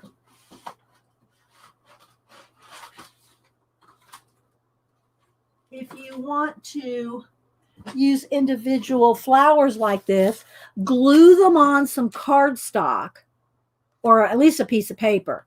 Glue it glue a section of your napkin down on a piece of cardstock and then cut them out. So like this is a stamp thing, but this is napkins. So what I did is I glued a big section of napkins down on cardstock, then fussy cut them out, because it's much easier to cut this out when it's on something thicker than trying to cut around it while it's thin and then trying to glue it down on something. It's much easier to glue this on either even a piece of paper. Glue it down on a piece of paper and then fussy cut it out. And then you got some stability to it, right? So this is one of my poster made out of poster board books. And this is all napkins in the background. It's all napkins. These are all napkins that I've cut out. This is just some trim there. And I made pockets. And what this is my Asian ephemera keepsake place. And then I make the different cutouts here. This is all paint. This is stickles. Again, more of those napkins cut out here. And then this is the some of the rice paper from Xandra's shop, the Stamperia type papers. I'm not sure if that's who made this particular one. And then I've got pockets. And so you can see here. So, and then I just have all my, well, not all, but a pile of them, of my Asian, some of my Japanese and Asian papers and trims. But again, these right here, these are the napkins that I glued down on something more stable and then cut them out and use them. So, and then this background here has got a pocket here. Again, those are the napkins. So, yeah. Okay, so just to show you that real quick, let's stick that right there. To show you how, don't just try to cut this out while it's all thin. You'll have some trouble. Now, what I'm going to do is I'm going to cut this in half. I'm just going to cut the napkin in half. And I've seen people that take wet paint brushes. You can take a wet paintbrush and go around it like that to cut it out. But then you're still, after you've cut that out with a wet paintbrush, it's still thin. You still have to glue it down something, right? It's just so much easier if you glue it down first. I don't want that little name up there. Let's get rid of that. Okay, so there we go. So this will be a nice start right there. Yeah, some things are more like the Japanese ones. I had those Egyptian ones. Some of those I've ordered offline. It's not like you can just go into Walmart and find Egyptian napkins. I mean, maybe you could, but probably not. All right, so let's see. Let me get my little tray here with my dried matte medium from Monday. This is what I use, golden matte medium. I keep a plastic on top of the lid so I don't glue the lid to the jar, because that will happen.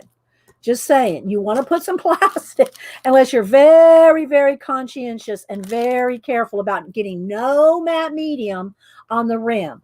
And I know some people put Vaseline on there so that it doesn't stick. This is just easy for me. I just do that. And then if this gets too crusty, I just get another baggie and throw in another one. So, and then of course, baby wipes to keep your hands, because this stuff is very hard to get off your hands. Once it starts drying and crusting up, I usually have to take fingernail polish remover. I do have a craft scrubby that works fairly well, but it doesn't take it off your fingernail polish. So if you get this stuff on your fingernail polish, you're going to just have to take it off with polish remover. All right, let's see. Don't forget, guys, if you have any comments or anything, put it in caps. I'm just going to start. I'm going to start gluing. I am going to go right across the middle. You know, I don't mind doing that so much with rice paper and napkins, but I don't recommend you gluing images, you know, thicker, any kind of images, because what's going to happen is as you open and close your book a lot, it's going to tear that in the middle. Now, the napkins are very, very thin, so it's not as, you know, it's not going to put as much stress on the paper, but it still might do it. So just FYI, if you glue something right over the middle of the spine, you might, it might tear eventually. So I kind of do that, and I try to get in the spine first, just so that any, you know, it's just settled in down in there. And then just, I always recommend when you're doing collage, other than napkins or thin rice papers or something like that, that you put the matte medium on the base, on the back of the image, and over the top. But you can't do that with these thin papers. You can't turn it over, put some on the back, and then flip it. It won't. You just can't do it. They'll just fall apart. So the napkins and rice papers are the exception to my rule of putting something on, putting the matte medium on the back. And you know, you do want to be a little careful. I'm going a little fast and a little rough. I might tear them if I'm not careful. And I do put a generous coat. And if you put matte medium around the edges of your paper, then your paint will all flow. You know, you've seen me with the collaging with after I've done abandoned books, and it's got all the matte medium on it. It's you're able to wipe away your craft paint when it's dry. Now it has to all be dry. You're able to put down your craft paint, and then if you've got some you don't want somewhere, something you can, it'll remove. Okay, you can pick it up as long as you don't let it dry, you know, 100%. Then it's crusted down, right? But all right, so there we go. So there's a page started. So let me hit it with the heat gun, and we're going to do a few of these. So I did some in the front, and I'm doing some in the back. Now, I might stop periodically and throw a little paint on just to, you know, give you some more ideas, or something occurs to me to, you know, something else occurs to me. I'll just stop and tell y'all, because you know we're all about the rabbit trails. Oh, let's put a rabbit on it. Hi, Deborah. But you do, hi, Miss Lulu. You do want to make sure it's 100% dry. Missy Lulu, did you support the channel last month or the month before? If you did, I don't think I have your address. If I think you're one from a month or two ago that I did not get your address. Again, this month, guys, where's my list? Where did I do my list? Where did I put it? I don't know where I put it. It's under these napkins somewhere here. But yeah, I have oh, here it is. Angie P, Bobby S, Hincando, Melody Loves Hobbies, and Brenda W. If you supported the channel in March, I do not have your address to send you out a thank you. So send it to me and I'll get it out to you still. Hi, Dot. Speed collaging. Oh, Tina. But you do want to make sure it's 100% dry before you know, close the book on it. Or at the very least, if it's still damp, put a piece of wax paper. You glue it shut, and there's no fixing that.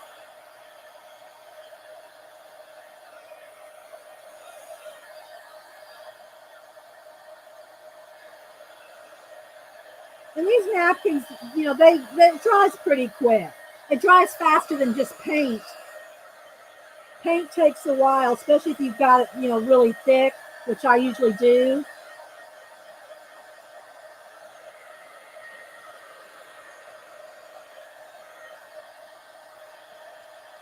And again, you can add stencils, you can add paint, then stencils, more collaging, your people, place, thing elements. You can add anything you want. I can't tell you what to add as a focal point or images because that's going to be what you like. Do you like to do a lot of people? Do you like to do florals? Do you like, animals or frogs or bugs or, it has to be something you like. And that's what I always tell you on your, altered books. I like abandoned places and abandoned castles and abandoned books. Abandoned places books. But if you don't like them, some people go, that creeps me out. I don't like those, creepy, deserted places. Well, then you're not going to do 200 pages in a book. So go pick you a flower garden or, Italy or Paris or, pick you a coffee table book that has images of places and things that you like. You don't have to do an abandoned book because I do an abandoned book. You have to do what you like because you won't stick with it. I'm telling you, you'll do a page or two and you go, I don't know, I don't like this. You got to pick a book or something you're going to like. It's still, if it's cold to the touch, it's not 100% dry. So it's still cold to the touch. Nothing's coming up, but I'm going to go ahead and put a piece of wax paper between it. Well, I'm going to do that anyway, because I'm going to go to the next page, but, keep some papers between it or just sit and really, really dry it well before you turn the page. I'm just kind of trying to move along. Hi, G. How's it going? Hi, Joycey. All right, so let's see. I think I want these some of these shells. So I'm just going to pick some. Now I'll cut like big sections like this, to use. But I'm not going to fussy cut out one of these shells. If anything, I will just kind of, give it a general cut. If I just want one of these shells, or if I don't want this writing, I'll just cut that out. I like that natural word there. Or, just cut general like this. But I'm not going to fussy cut this out on this paper. You can. I mean, you can spend all day doing that. I would rather glue this on a piece of paper or glue the whole napkin on a piece of cardstock and then fussy cut them out. You're going to have much better results. So I think I'm going to put this here, maybe some shell here and a little bit right here. So that starts a story for me right there. It starts a story. Okay. Let's see. Jane says, I have a book called The Superstars of Rock. It's fun to reverse collage. You see, you like that. You like, whatever it is you like, you want to pick a book. If you really want to complete one, I'm working in 10 different abandoned books at once, and I've not completed any of them, but there's some that I've got, 20, 30 pages done, but I'll go back and continue to work in it. But would I go back and continue to work in it if I didn't like it? No, I wouldn't. And I'm not smashing any of this down. If you do decide you want to mash down your napkins, like I showed you on Monday, let me get a card here. What you want to do is kind of go with the flat of the card. Don't scrape it hard on the edge because you'll tear it, but you can kind of flat it. I don't know if you can see how I'm doing that. I'm doing this. I'm going just like flat, just trying to get out any bubbles or anything like that. But if you take your time with the brush, you'll get it pretty flat, but you got to, take your time on a napkin because it'll tear.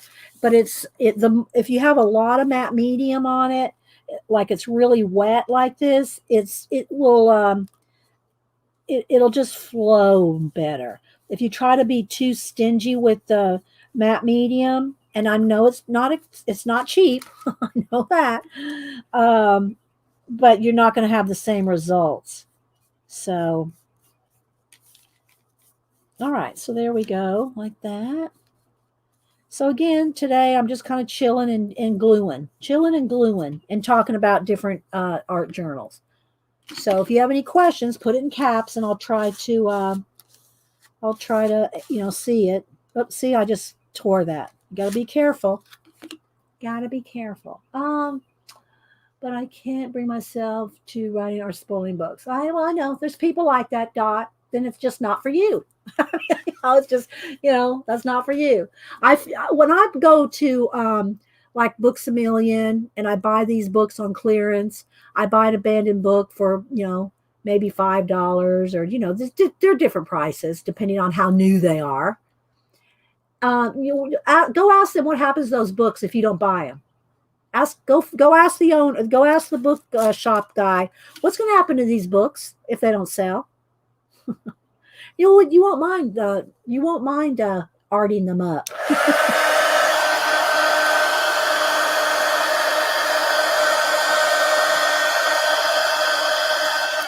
And the other thing is I've either have or been gifted, an extra of every copy. So, I'm selling a lot of those books. Clean acrylic paint from your brushes. What do you do with, I'll show you, Tina. Just a second.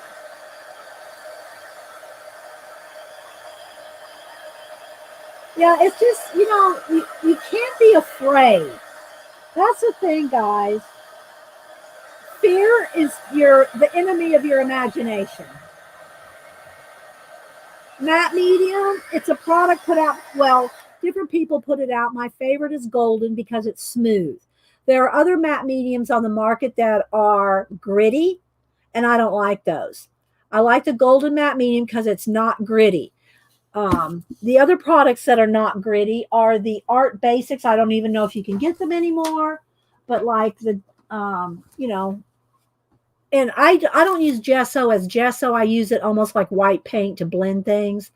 But these Art Basics by Finnabair, there's gesso, there's matte there's gel there's all kinds of mediums that they had out some time ago. They're not gritty. Some are gritty, and I just don't like the grittiness. So golden is not gritty. And matte medium is different than gel medium. Gel medium is thick stuff. Matte medium is watery, right? See, it's very watery. See, it's very soupy. Maybe if I get you, well, you don't get there by not doing it, Dot. Get some cheap kids book, Dot, that you get at the range. I think that's y'all's store there. Get a book that costs you a pound or whatever, a kid's book that you won't mind painting over and around and in. And start by taking that book and painting out the background. Just paint out the background to get started. And then you'll have just a blank slate. And I use a lot of black in my background paint outs because I add a lot of stars and planets and, solar systems. But you can add all green in the background and make it background. I could add I could add blue to this and make it underwater, Hi, Queen Pam. How you doing? Good to see you. It's been a while. So, all right, let me keep going here. And then I'll show Tina what I use to clean my brushes. You'll probably be shocked, Tina. And sometimes also, if you dry the back side of the paper, if you've got one side, it'll help kind of flatten your paper out if you dry both sides, even if you don't have anything on it. Like here, if I go over here on the back side of this, you dry the front and the back, it dries quicker and flatter. Okay, so don't anybody email me now. So right over here to my side, I keep this right here next to me. I keep it on. Let me show you what I do here. I keep it on a wad of paper towels. And let me get a paintbrush. Where's the one I was using? Okay, it's already cleaned out, but let me just show you what I do. So I have my paintbrush. And then right over here is this. And believe it or not, I clean this water out all the time. I keep some sponges on top for whatever, I need. Just keeps it, and they're dried by now. But this is my paint. Now, I've already used it this morning, but this has a double tray here, and then this is a single tray here. So what you ideally want to do is have one side to clean your brush, and there's little ripples on the bottom of this, so you can kind of, clean your brush on the bottom or whatever. And then ideally to have the other side clean water, so that you have one side to clean, and I just tap it off here, and one side for clean water, right? I still have a sponge in there too. So ideally that's what you want to do. So, and I just leave it. I leave the lid kind of at it. Janet's probably totally freaked out right now. Janet's probably ran from the room. Just saying, run from the room. So then I just the whole thing will fit down in it, but I just fit the front in like that, because I don't want the cats to get it. But then now it's still open enough for me to get in there and clean my brush, right? And tap it off like that. These are supposed to be made for holding your paint brushes in these. I don't put any of my paint brushes in any of that. I keep brushes. I have multiple. I won't even show you how many brushes how many little things, jars of brushes I have. This is just one I keep on my desk, but I have thousands of brushes. Well, I'll say hundreds. I won't say thousands, but I just keep whatever I think I might need at the time on the desk and something like this. And this just sits right over here, and that's how I keep cleaning my brushes. Where's Janet? Oh my gosh, I'm afraid to. She probably said something funny. Let me see. Let me go back. That brush cleaner's a lab experiment. Yeah. So anyway, this actually, I could scrub this. This will come clean. All right, let me see. Let me get a little. I'm telling you, I could actually get this clean, Janet, if I wanted to. I could actually clean this if I want to. I don't want to. So I just keep the water paper towels like right there on the edge, so then I can clean my brush, tap it off, Now, if I really want really clean water, let me set this back over here. Hang on. I have this for that. I have a little spritzer bottle. So if I need some clean water, like in a project or on paint, I'll either spray it in the, out of here, or I'll spray this. Like when I make my bucket of stars, I have my little Simply Cranberry juice lids, and I'll put the white paint in there, and I'll squirt it with water to make a bucket of stars to, splatter stars. I use this if I need clean water. So my stars are clean. Okay, so let's see. Once you clean your brushes with hand sanitizer, I don't do any of that. When they start getting, look at that brush. Look at that brush. This brush is perfect for collaging and painting. It's got texture to it. Now, if I have a big brush that gets too crusty or too bent up or out of shape, that's when it goes. It's dedicated to the glue brushes, and these are the only brushes I keep in water. I have a little bucket off to the side, way away from the cats. I have a little thing of water for glue brushes, and only glue brushes, and I keep 5 or 6 or 7 of them in there. And I do change that water out. What I do with that water is I take it out, because it's got matte medium in it, right? So what I do with that is I take it out in my yard, throw the matte medium water into the yard, and get fresh water. Because if you let that sit for months, it will start to smell. You can't just let water sit there all, for months. So I'll just dump that out in the yard, so it doesn't go down the drain. It doesn't go down the sink. It's not going to hurt the grass. And then I just get fresh glue water for the glue brushes. So there you go. But if you want to reshape a brush, now again, guys, these brushes that I'm using here, everyone in here except even this one is not that. This one right here for dusty light stuff. None of these are all craft brushes that I get at Hobby Lobby, right? None of these are expensive. I don't know if there's any in here. It's $5.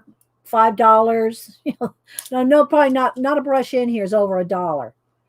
And but if you get one that gets out of shape and you really, really like it, you really don't want it to be out of shape. It's like really nice. What you can do is after you finish with the brush, then take it to a bar of soap while it's wet on a bar of soap and just run it over your bar of soap front and back so that the soap is on the brush and you can reshape the brush.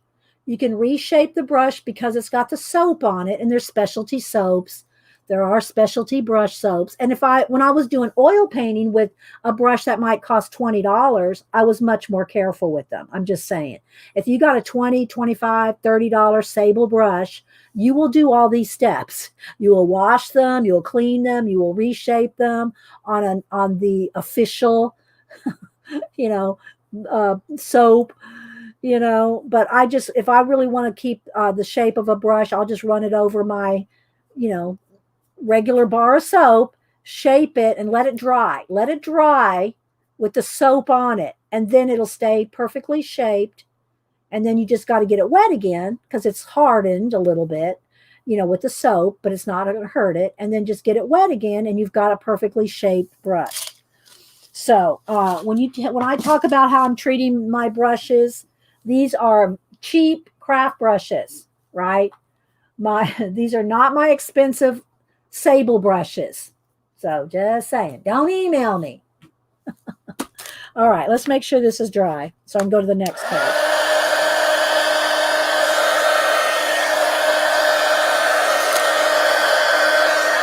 Hope that helped, Tina.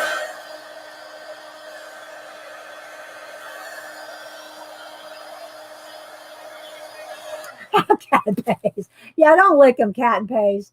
Especially if you're using oil paints. Don't be licking your brushes. All right, so I think that's dry. This one's just a little bit cold on the edges, but I think we're good to move on. So I'm going to move to the next page here. Okay, put some wax paper behind. Because if you get wax paper on the edges, it will glue your pages. As you saw this morning when I went to a couple of my pages that I didn't let dry, they kind of got a little stuck on the edges. Okay. Let's see. Oh, you're welcome, little sister. Okay, so let's see. Maybe this bird nest. Maybe I'll do one of these. So again, there's 4 of them here. I've already taken the paper backs, the backs off of them. So maybe I'll use one of these.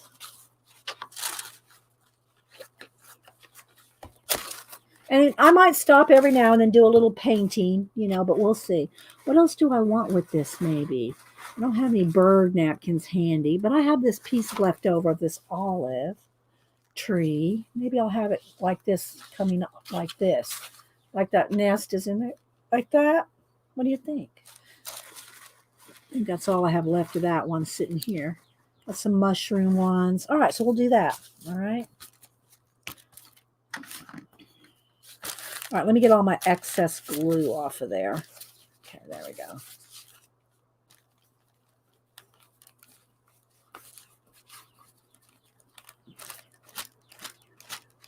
So if you have any questions, just put them in caps. We're just going to kind of roll with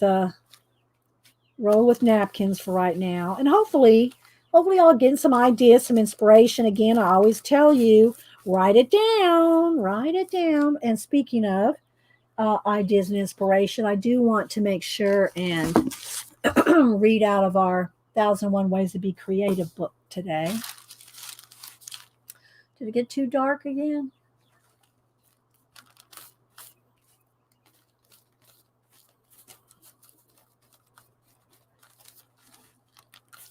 And if they get some wrinkles in them, just kind of mash them down with your brush, but be careful. But there will remain a texture to the napkins. Even after it's dry, you're going to have a textury page. And again, that's what happens when it'll still, after it's dry, you'll still have some texture to it. And when you open the book later, even though it's 100% dry, it still can go. And that's like the Velcro effect, because if you have it on both sides of the page, the texture of the napkin is like Velcroing to the other one, but it shouldn't tear your napkins. I've not really had that happen. Hi, Lisa Nelson. All right. So I'm not saying Janet's talking about cleaning a duck. I'm gonna keep moving. I don't know, Janet. You're just so funny. Y'all don't follow Janet. You're missing out. You're missing out on some humor there. Okay, so I'm going to go ahead and put it right up to the nest there, and again, get it right in the crevice there.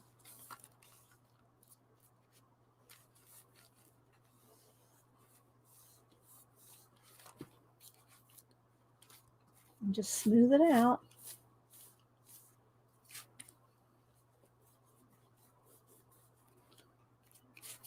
Let's get me some more matte medium out in a minute. I got to be nice to Janet. She's the one, she sends me these big jars on my birthday. I don't want her to be mad at me next February. We tease each other all the time, just saying. Okay, so there we go. All right, so there we go. Got to start on this page. Yeah, thanks, Devin. Yeah, so you can combine. You just don't be. You can. I can combine shells in the net. I can put shells in there. You can do whatever. Just going back to the not being afraid thing. Don't be. Not everything's going to turn out. If it doesn't turn out, you can paint over it. Even if you just have to paint the whole page black or white and start all over. But if you don't try new things, if you don't test, odd combinations and just, use your imaginations and you think, oh, I want that dog to be, riding the bicycle. Well, someday somebody thought of that and then they put a dog in the circus riding a bicycle. I mean, you know what I mean? There's just so many things. But if you're afraid to even draw it, you're never going to do anything with those ideas. You have to write it down, draw it down, whatever. Janet.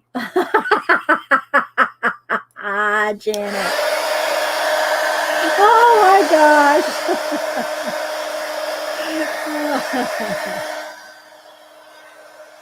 See what I mean, guys? See what I mean?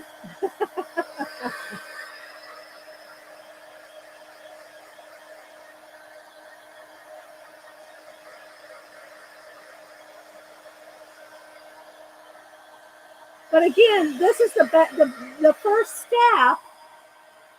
And then all those other journals that you've seen me, completed pages in, that's where it goes from here.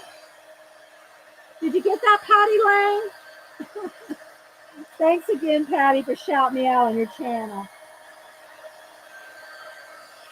And I'm going to dry the back as well. It helps flatten the pages. But you got to write these things down.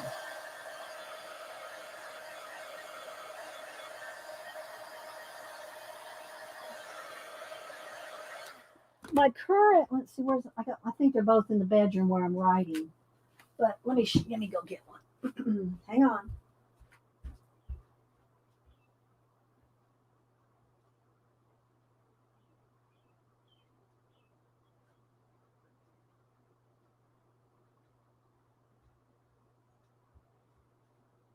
So for different reasons and different topics, these three, where's the other one? Because it's in here somewhere, I think. Oh, it's on I moved my shelves around, as y'all know. I took all the color books into the other room. So now when I reach for something, it's like, oh, that's supposed, oh, here it is. That's supposed to be right there, and it's not right there. So these are my three current idea books right here for different things, different topics. I have a pin attached. I try to keep a pin attached to each one. So when I pick up that particular book, I have, I have something to write with. So, idea generating, swatches, lists, whatever. this one, and then this one is newer, so it's only got about that far into this one. But I have some other things in the back too. But so I have all kinds of notes and lists and ideas, and but I write it down. Y'all say, well, how do you come up with so many ideas? Well, I've written them all down. So I got plenty. And these are just my writing books with, some sketches, for the ideas. But you got to write it down. Let's see. All right. Let's make sure that's got still a little tacky right there. Let's.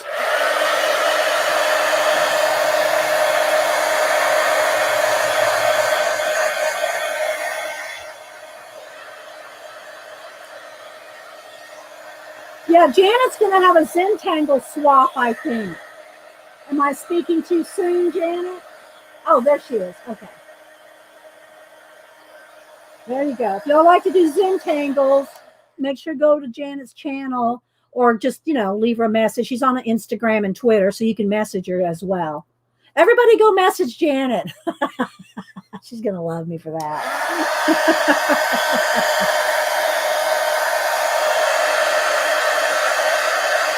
Well, and Donna, you don't need, I have travelers.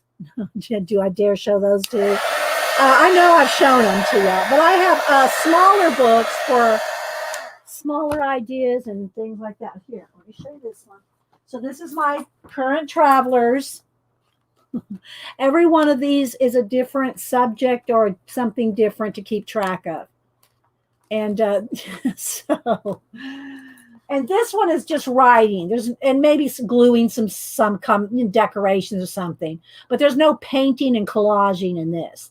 This is not for painting and collaging. It's for ideas.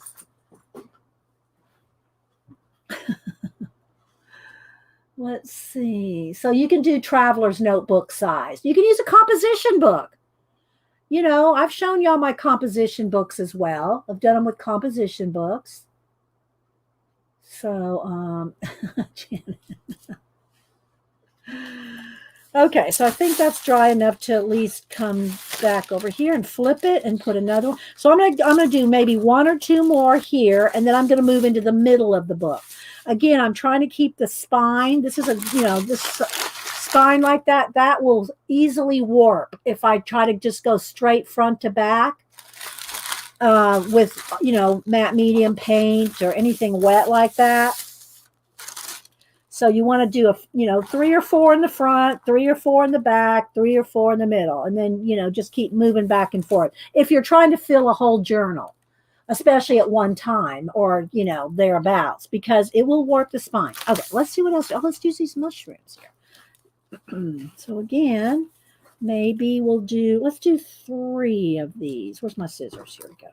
So I'm just going to I don't want that little white border there. I'm just going to kind of cut around that. So let's just pick 3 of them. Let's pick some mushrooms. These are all the same. I have another napkin in that pile somewhere with a different kind. Maybe I'll look for that. So, and then I won't be using this or this. So, I know what I'll use and won't, but let me see if I have that other mushroom one in here. Oh, I have these leaves too. We'll do that one too. Let's see. Where's that mushroom one? Did I not pick up all the napkins? I thought I kept out a mushroom. Another one. Maybe I sent them all away. I sent a whole bunch of them out yesterday. Okay, well, we'll just go with these 3 then. All right, so what I want to do is take 3. I was going to do a different kind. I was going to do 2 of one and a third of another, but since I can't find it, we'll go with these. All right, so let's cut this off here. And I'm not cutting them neat. I'm just, again, if you want to fussy cut them, I recommend gluing them down. Gluing them down on a separate piece of paper. I got to get out some more matte medium.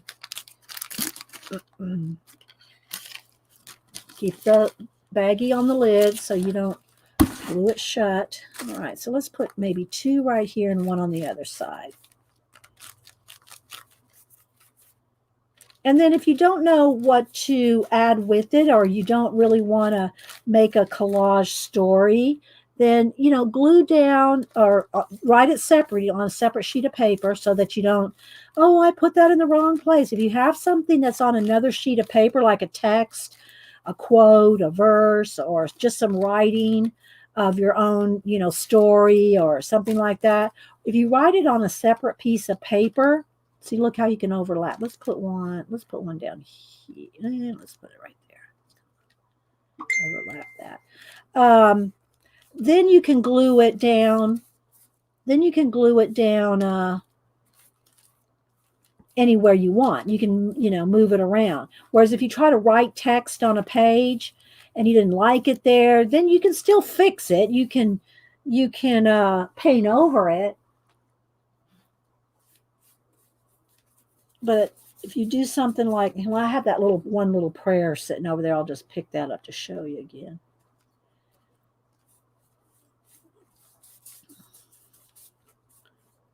You can move it around anywhere you want. Again, I would first paint this. I would paint it all in and get all the background done before you tried to put down a text that you might, otherwise you're going to have to be painting around text. But where is that one I had? Here it is. This one. So then, you could go this like this. Or I could just cut that out of the circle, and it could just, that little piece of text could go right there. It could go right down here. If I just cut it out of the circle there, it could go right there. So, you can move things around. But I would first paint my background and get everything done before I added a little piece of text if you wanted that to, really stand out. Okay, so there we go. Something like that to start with. I know, Ashley. Hi, by the way. Hi, Ada.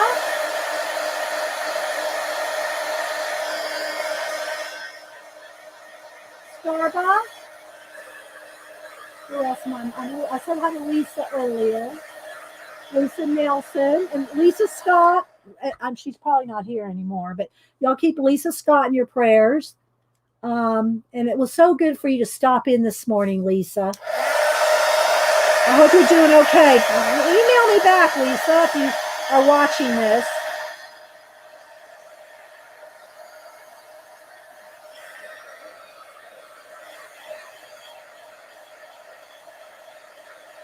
So Janet's going to give the particulars out next Monday on her Zentangle ATC swap. I just saw her tell Star. So if y'all want to get in on a Zentangle ATC artist trading card swap and like to do Zentangles, Janet's going to host one. She did the what do you call it, that she just finished up, the scavenger hunt. She just finished up her scavenger hunt on Monday, and I don't know how many people she had complete it, but if you completed it, you were put in a drawing, and I think Mitzi won the drawing as one of the people that completed the scavenger hunt. She started it on New Year's Eve streamathon, so January, February, March. So you had 3 months to be in that one. So, we don't do those swaps very often. So if you want to be in on one, a zine or a ATC or anything like that, grab it while you can.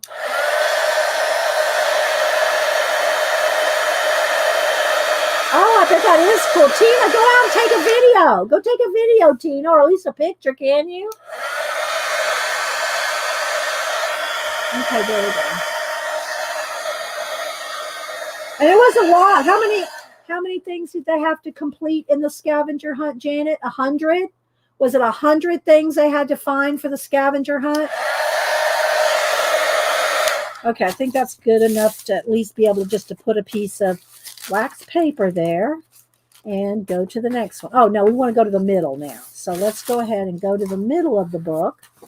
And again, you might have to, kind of gently, take care of breaking the spines gently.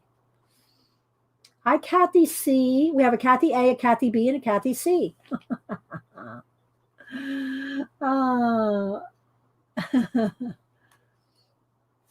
All right, so let's go ahead and put some wax paper here. I'm going to leave that one in here because that's not quite dry yet. Let's get another sheet over here. I did tear out a lot of wax paper Monday for these projects. All right, let's see. What napkin should we go for next? Let's get the light back. Did I darken it too much? Or are we good? I don't want to get it too dark. All right, let's see what else we have here. We use that. We use that. Oh, we got these sunflowers. Let's go with this. Now, I have to take the backs off of this one. So, again, take a piece of double-sided, well, just tape, and you can just do that.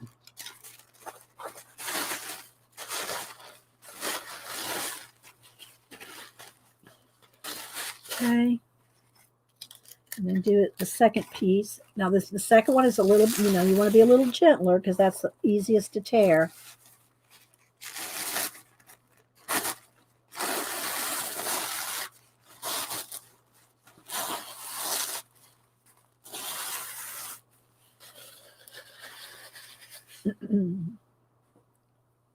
All right, so let's see. Let's just go ahead and do this right across this section here, right across the page. Again, they get painted in, stories put in, or you can, again, if you look, remember I just showed my old napkin journal. You can take your color book pages that aren't your expensive color books, just your color books that like Create Space or your Creative Haven is what I was thinking of.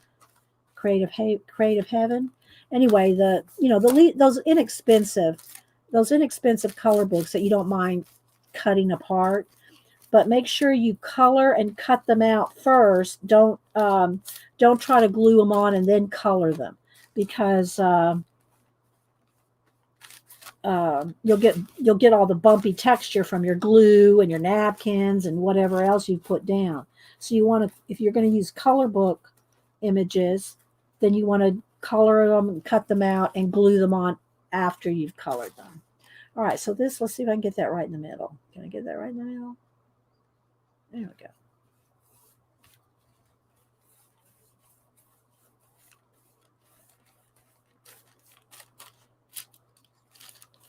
Okay, so I got a little bit of a wrinkle in that one, but that's okay. You kind of want to work it out from the inside out so that you avoid wrinkles.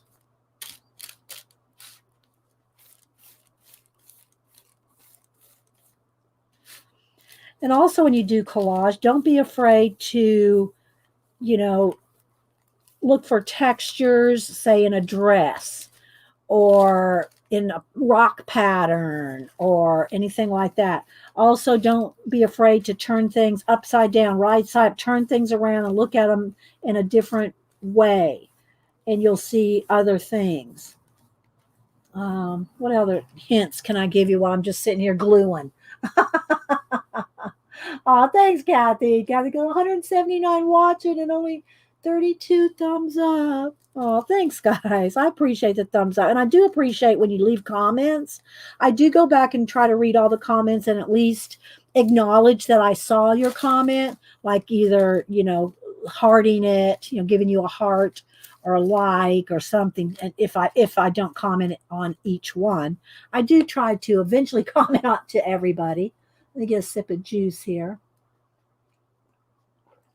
But comments really does help YouTube push out your videos. And the thing about doing live shows like this is we're all chatting here. We're already talked out, right? So we're already talking. So we're already chatting and commenting. So, most people don't comment again.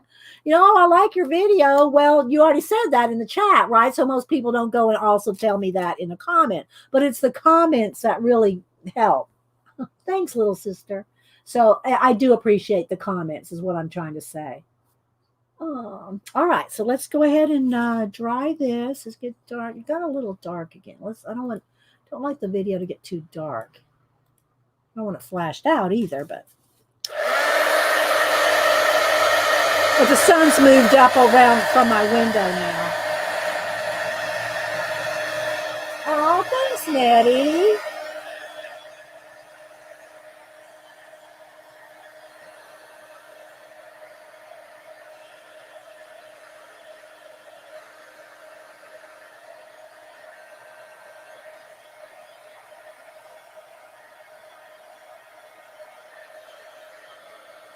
and drying the back.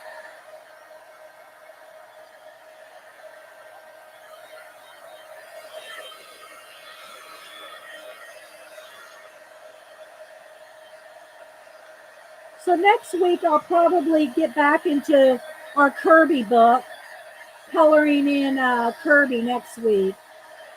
I want to try to finish the axolotls and post those on Instagram and then start a new page next week. I'm going to try to.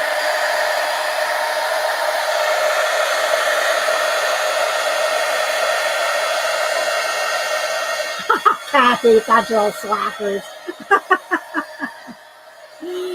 Oh my gosh. But let me show you again. This is what I did last night after I got done with packaging up all y'all's thank yous. Let me just go to my pictures. We put in our garden last night. So we got all the vegetables in. And then I posted this to my mom this morning. This is what I was watering this morning. I should have made it a video, but I just took a picture watering it. So I'm going to post, I'll be posting a picture a week of the garden so you can see it grow, how it grows every week. And yeah. And sometimes I focus on one vegetable or another, depending on, I mean, I show the overall garden every week. And then I might focus on a certain vegetable on a second or third picture, as you know, if they're doing really well.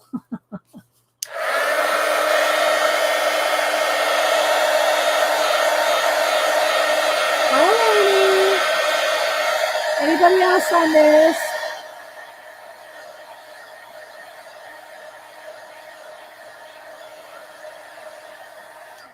All right, so that's pretty good there. So let's just move over to the next page in the middle. Let's do a couple more. If y'all want to see me do something else, let me know.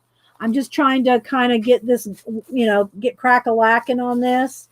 So I think I'll just do this one in half. Again, this is just like a background to paint on top of. I did show my, got to get some more matte medium out. I did show my old napkin journal again this morning, just so you can see some of the pages that we did. Some ideas that what you can do with them, but again, you can do whatever you want on them.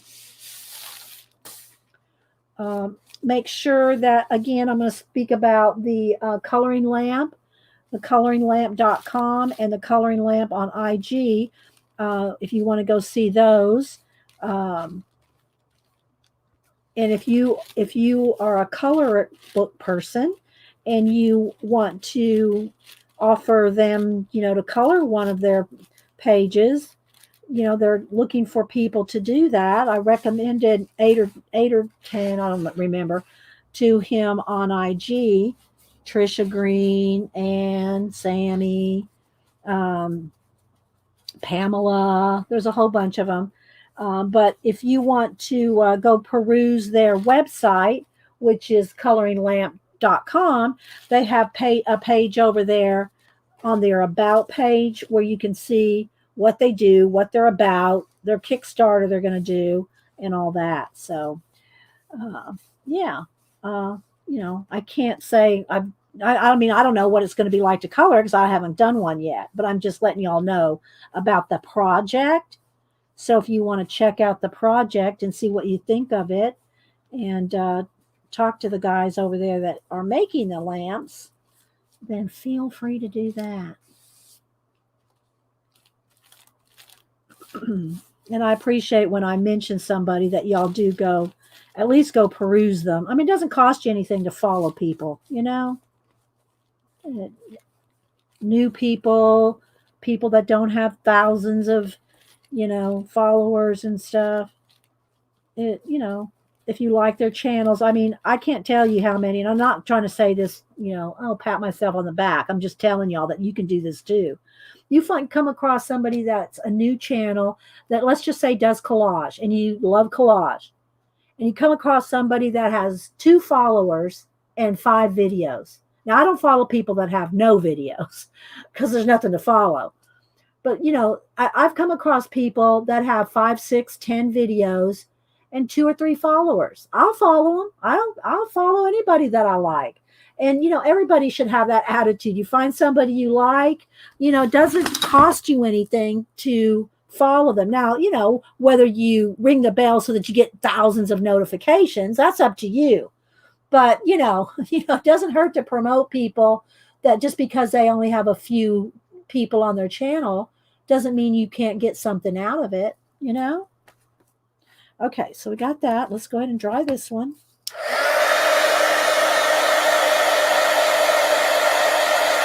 Hi, Brenda D. I'm going to call you Brenda Mickey D.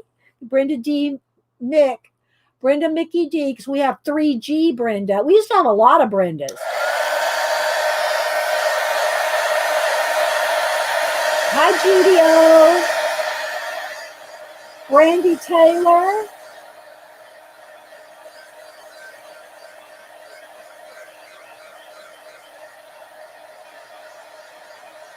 What's scary for Carla? I missed something scary for Carla.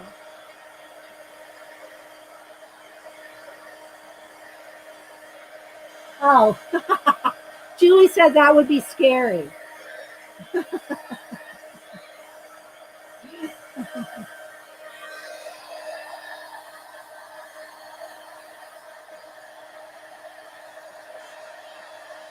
maybe I'll stop and paint one real quick. I don't know how far we'll get, but we'll throw some paint down just so you can see the next step. Although, again, guys, I've got tons of playlists. Mixed media, art journal, collage, tons of playlists that if you want a specific topic, you can go and watch lots of them. Now, the real old videos, when I first started uploading to YouTube from Ustream 6, 7 going, years ago, the quality is not going to be as good as this. I'm streaming at 1080p now on StreamYard, but I do pay a subscription to that every month to have that good quality. So, I do that with you guys' help with the channel supporting.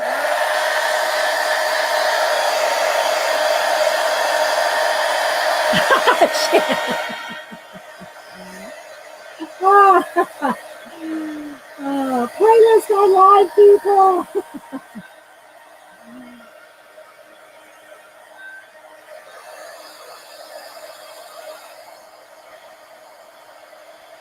Yeah, hair dryers don't work as well as a heat gun. They'll work, but it takes a lot longer.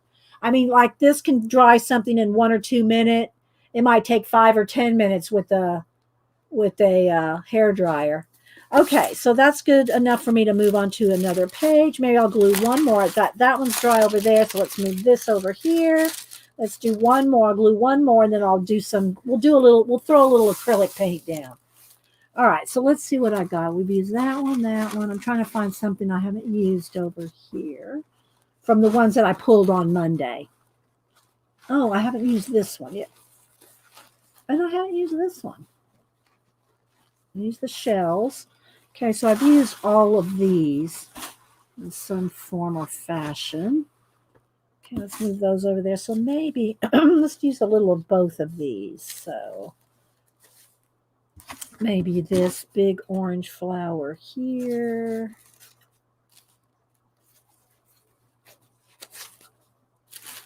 Maybe that here. And maybe some of this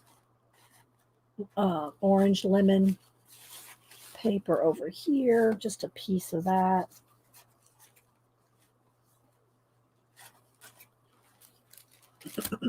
Maybe some of this. Maybe another piece of a flower over here.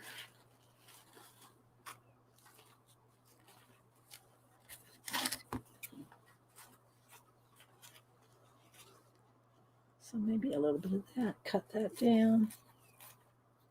Something like this.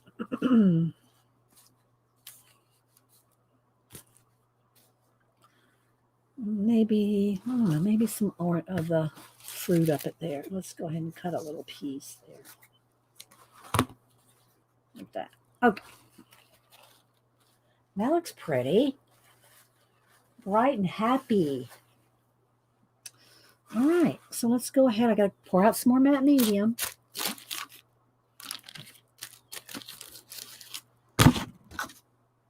All right, sip of juice. And my watercolors, I just got and completely ruined it. I went over it with, okay, wait a minute. Let me click on you, Brandy. You're going to go off screen. I went over it with a wash. I thought it was dry. Apparently, it took a black paint, went everywhere. Well, now you know not to do that, right? That's a live and learn thing. That's okay. And watercolors are tricky. Just saying. They're trickier than most mediums. But if you ruined a page, you can either just, paint over everything and start over. Now, if you paint over black acrylic paint, you're not going to probably get watercolor to show up on that.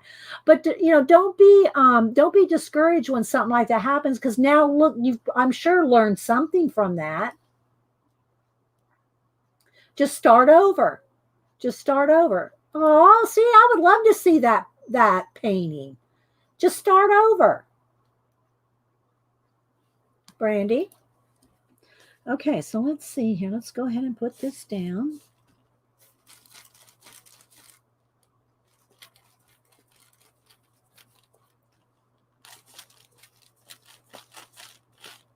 I'd love to see a pink octopus from Animal Crossing. All right. Kind of start in the middle and, kind of work it out so that you keep the wrinkles out. And it will wrinkle. I mean, you will get wrinkles and tears in your napkins. But, you're going to paint over a lot of it anyway, or around it. Then that's okay.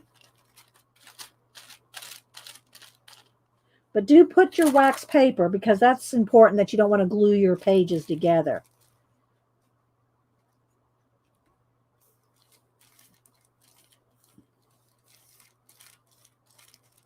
Oh, see, I was too rough on that orange.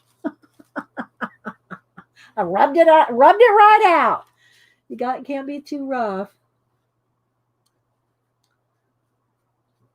All right, let's go over here. And then we'll just put some paint on some of the pages and see what happens. We'll do that for an hour or so. If y'all have any suggestions or want to see anything or any other journals or books or anything, just let me know. We don't mind rabbit trails, as long as I'm not, right in the middle of it or something. I'll do it in a minute. But I'm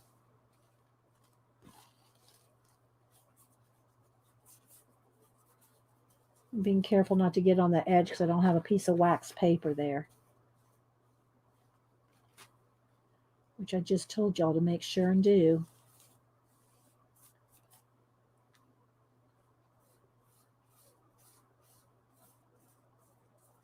So is anybody else doing any kind of, I know Janet's going to do her garden, but anybody else do gardening? Either, Juanita, how are you doing this year on the garden? Are you still here? She spins. Who else does gardening? Either flowers or vegetables. And even if you do your vegetables in barrels or hanging, or there's just so many different ways to do them. I just wondered if anybody else is, I'm sure there are here. Stencil or paint on top. Star, you can do either. I like to start with paint because I like to blend things in. So I can blend things in. You can always add stencil at any time. Okay, you can do either and try both. But stenciling on top of paint is nice. Now, I like stencils with ink on white, because then you're getting that vibrancy from the inks with the white background. But when I'm painting, I usually do like to paint some background. It doesn't have to be completely done. But and same thing with your foamy stamps. Okay, let's see. Juanita said, "Cause I'm waiting till this weekend. I got my soil and seeds to augment in the meantime." Okay. Yeah, you're up a little north. I'm hoping we don't have another freeze. We had one Because we had one recently, I'm thinking we're not going to have another one. So we'll see. I'll go lay out on the blankets going, no, stay warm, stay warm. But yeah. Okay, Brenda's going to replant her daylilies by my pool. Lovely, Brenda. Lovely. Oh, you are? Okay. Well, that's all right. Nothing wrong with that either, Devin. Sometimes, and that's good. Let your garden rest for a year.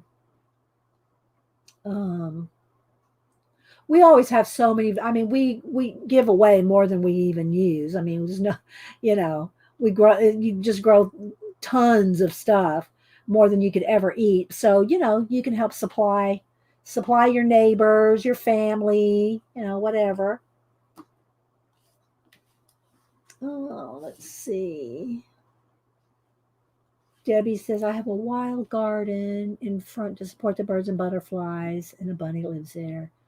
I tore out my grass 5 years ago to the English garden without a gate. Oh, nice.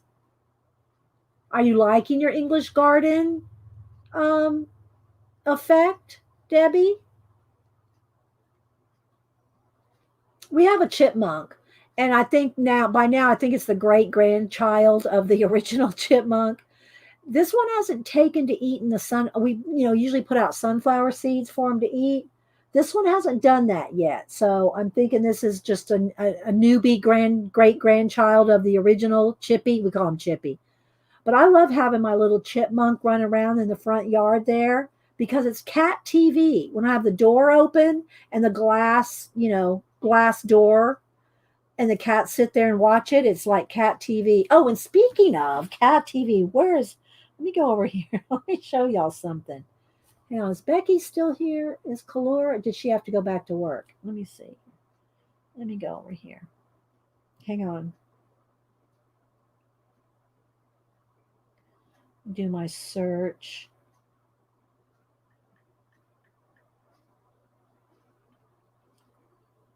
They built what did she call it? What did she call it? Catio. Is Becky still here? Oh, welcome, and be careful now. Take it easy, Selena. Take it easy. So she did have to go back to work. All right, they built a catio. So go over and look at Kalora. If you put in Becky Scanner, you'll find her too. But they built a catio. Now there's part one. Let me see if I can get this steps. Okay, so there, and then let's see, there's her Zentangles. Oh, I'm going the wrong way. And then they're out there building it. Cat's waiting patiently. Cat's waiting patiently. I know, right? It is cool. It is cool. Okay, some more Zentangles. And then there's making some more progress. Cat's still watching. There's a couple. Look. There's a catio. And then there he is in it. Now he's in the catio on a perch. And I think this is a video right here. Let's see here. There's the cat in the catio. My cats would love a catio. Because the only way they go out is on a harness, right? They only go out on a harness and a leash. Oh, I probably have I don't know if she's got. Shall I leave you alone so you can watch the birds? So they got a catio. I thought that was so cute. No, I'll show you the only way my cats get to go out. I don't think I posted this on Instagram. I just got it. Where is it? I'm going to send it to Mom. Did I not keep it? No, maybe I didn't. Oh, there it is. Whoops. So he sees a bird right over there. I know you want to get that bird, but you can't get the bird. So we talk to our cats like they're children, don't we? But see, he's on a harness and a leash. Both the cats are trained to that's the only way they go outside, and they love going outside. So when we get ready to put on their harnesses, they put their little paws up like this to get dressed. So they get dressed. I know. I said, that's so cute, Missy. They have their little patio, a catio. I love that. That's so good. I know. I had to say Becky is already gone. All right, let's try this.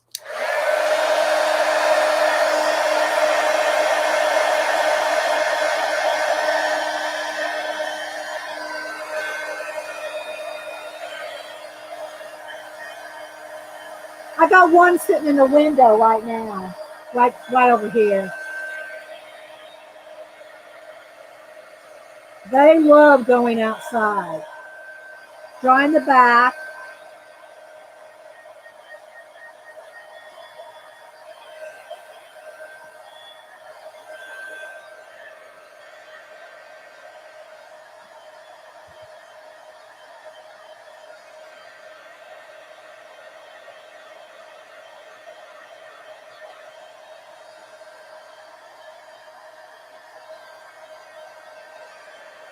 I really want these as dry as I can get them because I don't want them to stick like I let a couple of them stick on Monday.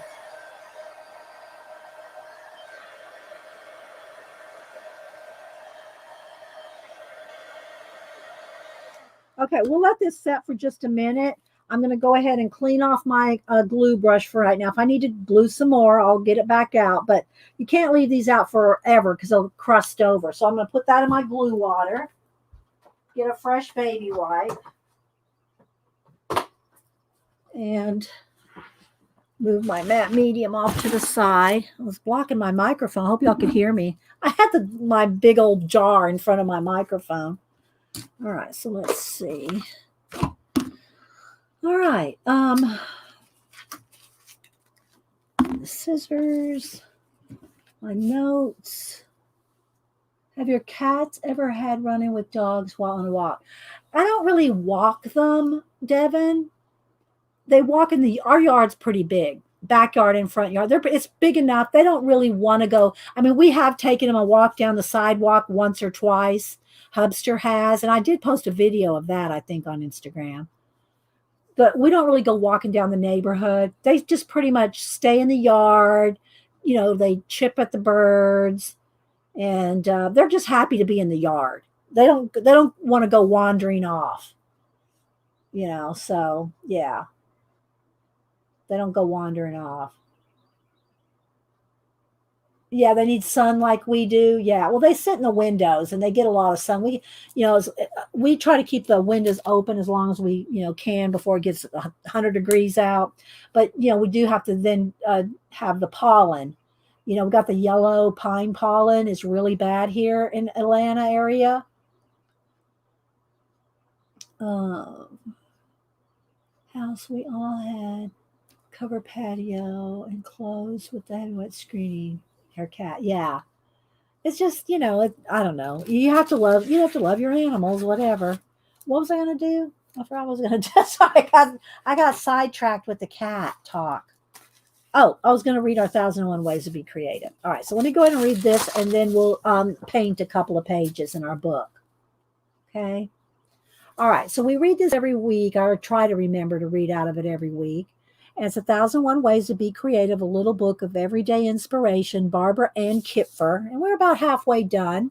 And we only read a couple pages a week. So, but, we're up to number 479.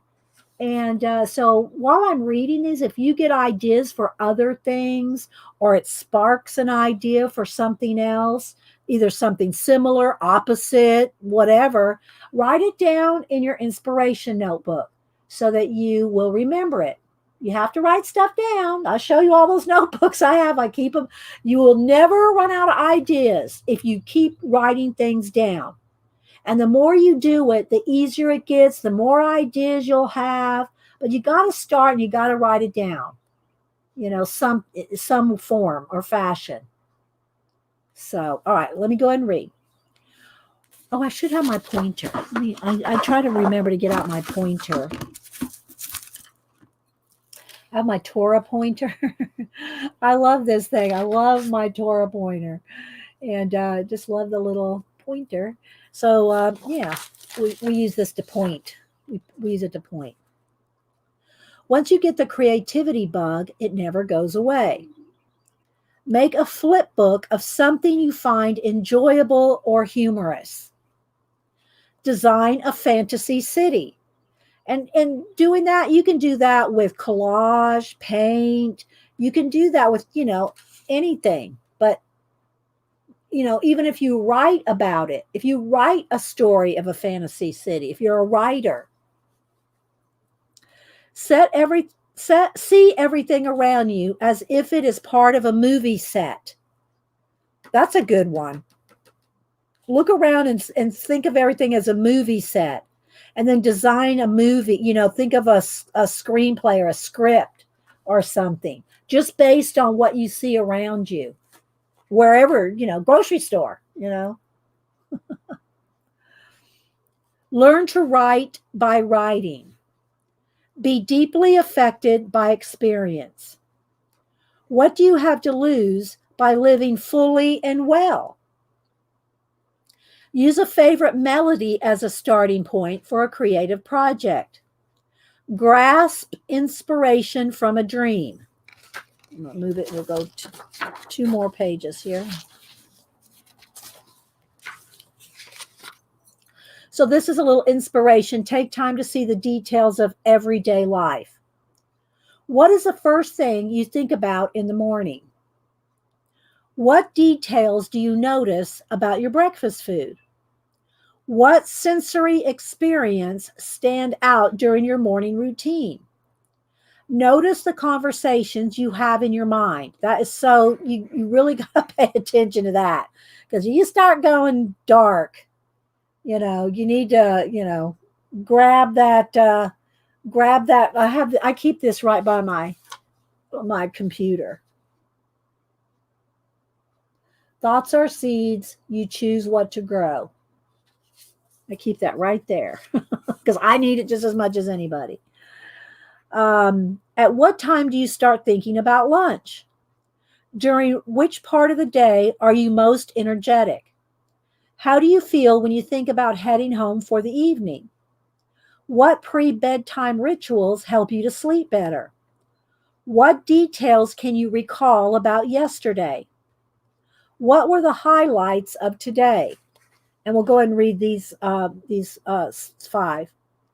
Number 488, revise. Put new photographs in all your picture frames. The shape of your life depends on what you make time for. How would you like to contribute creatively to the world during your lifetime? Draw a map of an imaginary place. So there's a lot of ideas in those 2 pages, well, 4 pages. And so, yeah. Hopefully that will give you some more inspiration on top of our journaling today. All right, so let's see. I got to dry that just a little better. For sure, Carla.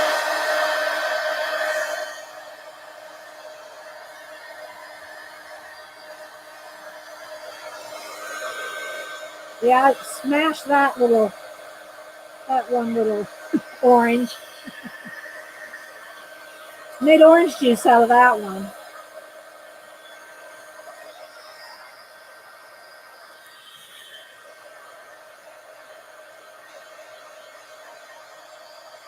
And whenever you have quotes or come across anything like that, write them down and use those as something in your art journals. Again, write them down. Where's that one I had here? Write them down or cut them out. And then you can, after you paint and everything, you can start with the quote. You can put, your ephemera, your little Timmy, family, your found relatives, your Tim Holtz families. I mean, you just so much you can do. There's just so much you can do with them, you know. And your stickers, of course, and we showed the botanicals and like this one is the botanist sticker anthology, and it's got all kinds of flowers, fauna, floral. And then the other one is the antiquarian sticker book. But again, you can find these kind of images in old books and stuff. Clip art books, Dover clip art books. Oh my gosh, get you a couple Dover clip art books that are even black and white and color them yourself. And then if you have clip art books, then you can resize them too, any size you want. So, there's that option. And of course, there are people out there that sell their collage things for you to collage with. And Catherine Anderson, Catherine with a C, Catherine Anderson has the best little collage books. Well, this is a big, thick one. Hers are thinner. And they run $12, $14. But she has doors and portals and windows. Oh, my. And her images that she took pictures of, she sells the books for you to use in your collage. And then these, things like these are individuals things. So there's just so many places that you can get them, even if, old calendars. So I know they're fun, aren't they, Devin? All right, so I think that's dry enough where I can close it and not stick those pages together. Okay, so let's go in here. And again, I'm using this giant tray because I'm out of these. So I've been using this. So let me go ahead and move some of this over. I'm going to still need the wax paper between the pages. And let's just start painting a little. Let's got to move all these books because, see, this is why I don't use this on stream, only because I have to. But it's because it's so big. I'll use it when I'm just doing something by myself because I don't have to worry about trying to get things under camera. All right, let me put these napkins in my bin before Janet has a fit. These will go back in my napkin bin because that freaks her out when things are not not organized. I like to tease Janet. All right, so let's see. Maybe we could just start with this one. I don't know. Let me see what other ones I have. I forgot which ones I have. All right, so I just started painting in this one. Okay, we got a little flashed out there. What happened? I know the sun went over the house, but yeah. So this is how I started painting in this one. So let me just do a couple of just backgrounds like this, just so you can see that. Somebody send Dee Dee some lines. Actually, I think C.L. Aldridge, Christine, I think she said she did. I haven't got them yet, but I can't wait to get them and hide them from Denise. Because I'm still thinking that Denise has something to do with me not having any of those lids around here. All right, I'm moving my scissors. Let me move my matte medium. Let's move this. I can't throw. Normally I could throw this away, but I can't throw it away. That's my only one. All right, I need to clean my hands off here. Hi, Anita. Let's see. Our Cracker Box Cottage. Welcome. Anybody else that I missed coming in? Okay, so let's see what we're going to do. So let's do a couple that are just to this stage. Let's just do some backgrounds. So like this one. All right. So sometimes I would do black background because I think this would be really cool in outer space, but I'm not going to do that today. I'm going to try to stay away from outer space. But so maybe this one could be, oh, you know what? I think I'm liking this better. Let's go to this one because I'm just liking this teal color. Let's roll with this teal color first. Just because I think this will be an easy one to kind of show you the blend in. You can do a couple different things. So first, I want to find, and you might have to sometimes mix your colors if you can't get the exact color. Like I'm thinking that teal right here is kind of a combination of these two. or it might be a little bit of this color, maybe a little bit of that with some white. So what I'm going to do is, and this, if you've, you've seen me talk about magazine journals, this is good practice if you're doing any kind of blending or color matching, mixing. If you have your magazine journal, that's a great place to try to match and blend colors. But you can do it with this too. So I'm going to do a couple things. Yeah, I know they are, aren't they, Donna? All right, so I'm going to put out some of this bluegrass green. I'm going to put out a little sweet mint. And I'm going to put out a little white. Oh, that one's a new one. Let's get one that's got 2 or 3 whites sitting here. Okay. Okay, so now I'm going to get I want to get a little bit bigger brush than that to start with. Let's see. Get my brushes here. Let's get a little bit bigger one. Okay. All right. And again, if I want any kind of water, I'll use this. I'll just use that other water that you saw in the bucket to clean my brush. But you kind of want to wet your brush to get started so it's not so, it just helps it to not crust up so much. It's funny that she was there that week. I know, right, Carla? It was very odd that she was here. All right, so first I'm going to try to take a couple of these 2 colors. Now, a lot of times y'all see me as well just dive in with finger painting, and I might do a little bit of that too, but I'm going to just show you. So I pretty much got that color maybe a little bit lighter. It needs to be maybe just a tiny bit lighter, but I've matched that color with those 2 colors. Now it might not match exactly, but I could always just kind of paint into it. Now there's a little bit of a flower right there. Maybe I should zoom in a little more. Hang on. So there's a little bit of that flower left on that napkin. I'll just paint over that. So you can just paint over anything. And you can kind of scruff it in. And you can get a couple, all right, so you can also, let's get some dark in there, maybe some darker of that color. And then let's get the lighter again and kind of mix it up right up to the napkin itself. And then just start blending it in. Just start blending it in. Don't be afraid. Just go in there. And if you think, oh, I'm not getting it blended enough, get in there with your fingers. Blend it in there with your fingers. You'll get a nice soft blend if you do it with your fingers. It'll go back and forth between my fingers and the brush. Let's get a little bit more mixed over there. So we'll get that kind of blended in.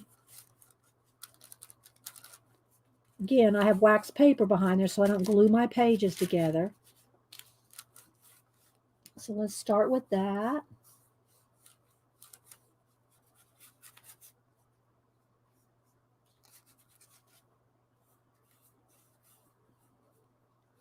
And you can take your time. I know I go a little fast because I'm streaming. I'm trying to get as much done as I can. But you don't have to hurry when you're just sitting there by yourself, right?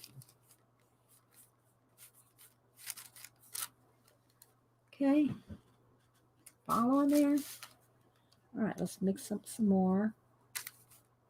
A little bit lighter in there. Mix some with your finger if you want. It just gives it a nice kind of soft, a feeling of, misty kind when you do it with your finger. It just kind of, it's not flat. Nothing wrong with that. I mean, I've done some of the pages just a flat color. But you can just kind of mix 2 or 3 colors, and I'm going to put some white little clouds in here. Now, when I get up here close to the flowers, I might, be a little more careful. But like where there's a cut edge and that looks odd, then just put some of the paint over it and just kind of make it look like it's misted in, if you will. I don't know if this is helping anybody, but so just showing you my process. Like I said, I tell you, I'm not a teacher. I do demos. I just do demos for you to kind of get, learn from. So kind of see how that works. I don't see any comments to answer. I'm going to get me a sip of my juice. We slept with the windows open last night. So, and usually neither one of us have allergies, but every now and then, if there's a lot of pollen, it can get to your throat. Or I sleep with a fan on too. So,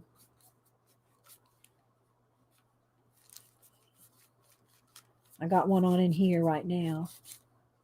I try to keep the fresh air, going until it gets really hot here in the south. Okay, so something like that to start with. Yeah, Florida. You probably have the same yellow pollen there, right? The pine pollen. Probably others too, but the pine pollen, Selena. Now, Selena, don't you be overdoing. You might need to go take a nap. Just saying.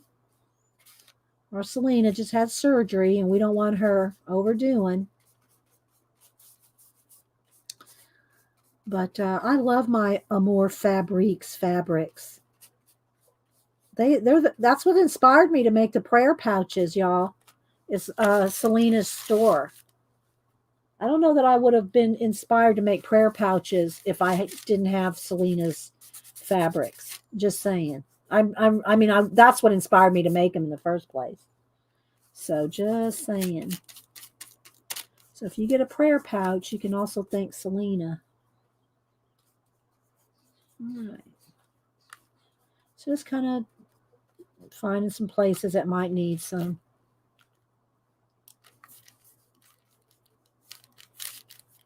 Just kind of feather it in there. Get rid of. Oh, I'm sorry. I got off camera here. I forgot I zoomed in. Just get rid of any little extra things that might have, been on the napkin that you don't really want. Don't be afraid to paint over anything. Blend in that little stem right there. Fix that little leaf that I tore.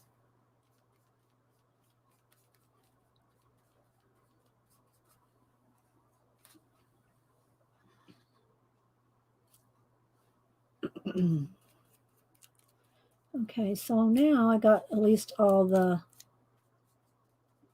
background kind of done.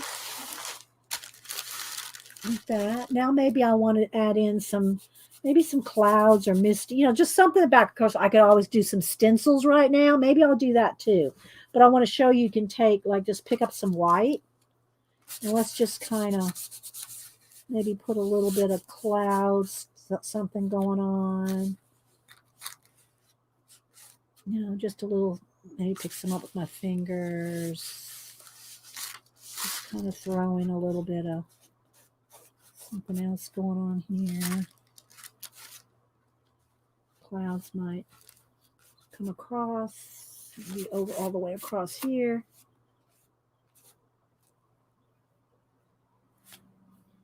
Just that, like that. Maybe over here it's a little bit more softer. Okay. I think it needs a little bit more down in here. I think it needs a little bit coming across where that butterfly is. Bring your eye down here to that butterfly. Let's put a tiny bit down in there. Oh. There we go. Something like that. All right, so now I'm going to take a baby wipe and get off the excess out of my brush. Now, Tina, I'm going over to that water bucket. I tap it off on the paper towels underneath.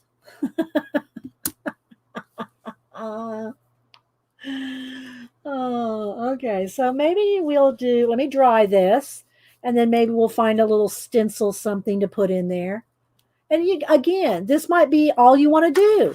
Maybe you want to put a quote or do some kind of lettering going across up there. If you use a dip pen, like a calligraphy ink pen in a ink and or a brush with ink, after this is dry, you could go in here and do a quote right across here in black ink, and it would really stand out.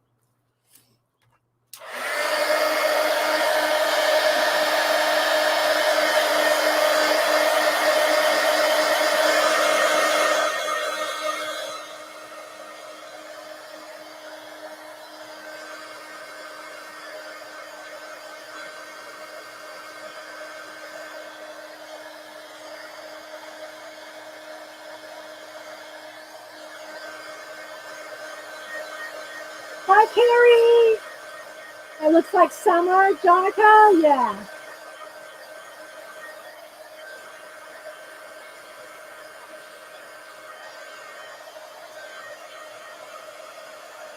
Now I put that on with my finger and it's real thick. So it takes a minute to dry. But you don't really want to stencil until you have that dry because then the stencil can move everything around.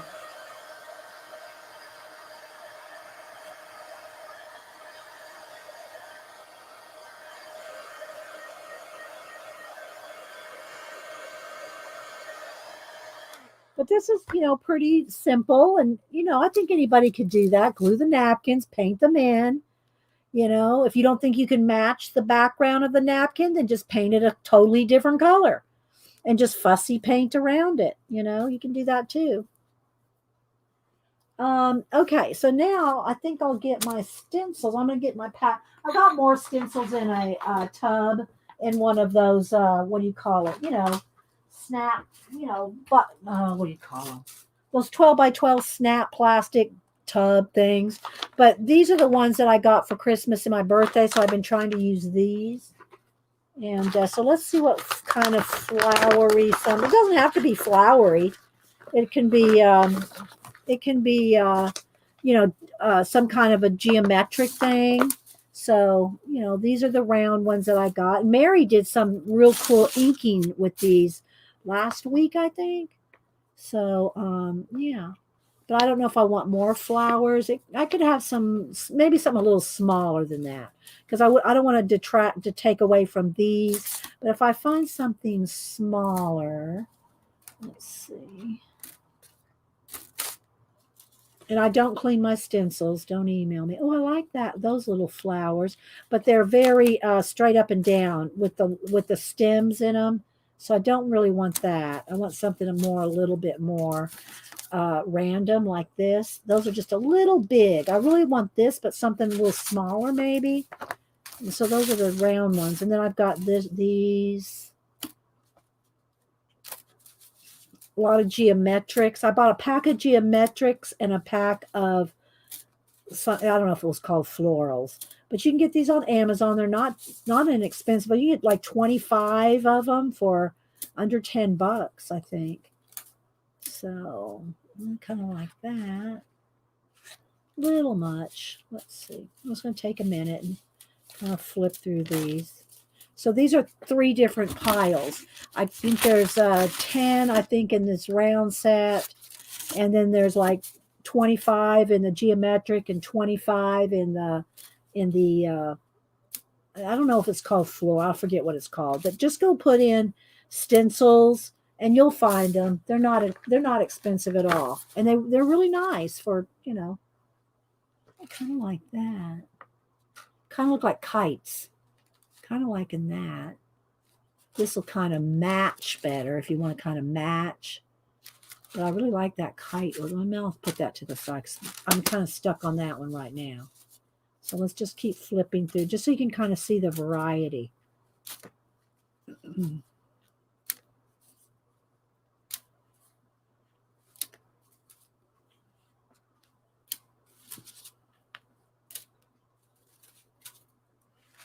Kind of like that's kind of lacy and almost kind of looks like a trellis. Almost kind of looks like a trellis. I'm still liking that though. I just wish that was a little bit smaller, but we'll probably work with it.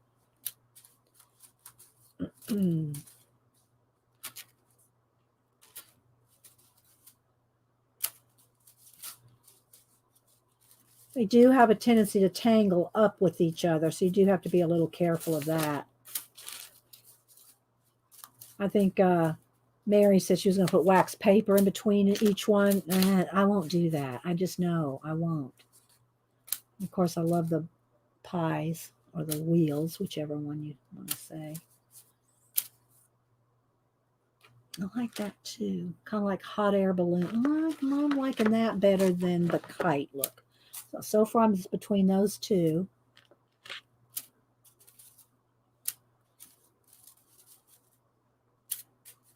So I hope y'all get some inspiration off of this. Some ideas. Not seeing any comments. I want to keep flipping here. These are just a little bit bigger than the others. That's kind of cool too. Still liking those two.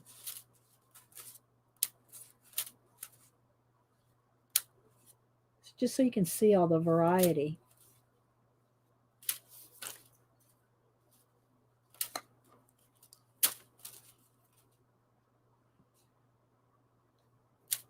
Okay. Which one of these two do I want? I just keep them in these sets here.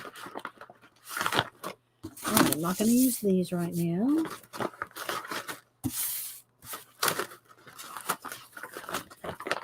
All right, so which one do I want? Do I want this one coming across? Or do I want this one? I'm still kind of going with this one. I might be sorry, but I think I'm going to go with this one. All right, so I think what I'm going to do is get a couple of shades of this pink color. So like this raspberry color. That might be this is a little pinker than it looks on camera. This is a little more purple. Let's see here. I can just mix some colors. Okay, that's a little too purple. I almost need to go into more pink. Maybe if I mix this. No, that's still too purple. I might need to mix a pink in there. I think I'm going to need to mix a pink and this together. Those two colors will probably work. All right, so let's put those two out here. Let me turn my tray around so I'm not sticking my brush in the teal color. I'll try to, there we go, just so you can see enough of where I'm working in the pink here. All right, let's try those two colors. All right, let's get a sponge.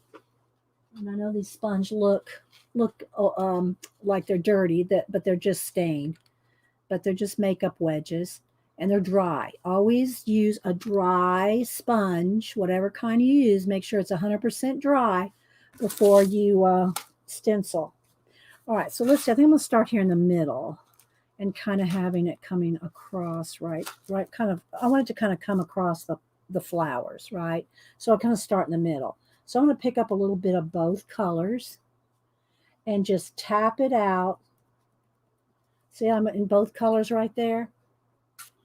Getting very little paint. So let's see where we go with this. Gotta hold this down well now. Even less paint. It's a little tricky in the ditch. And I can, if I don't like it going over my clouds, I'll put the clouds back. I'll put the clouds back in after I'm done.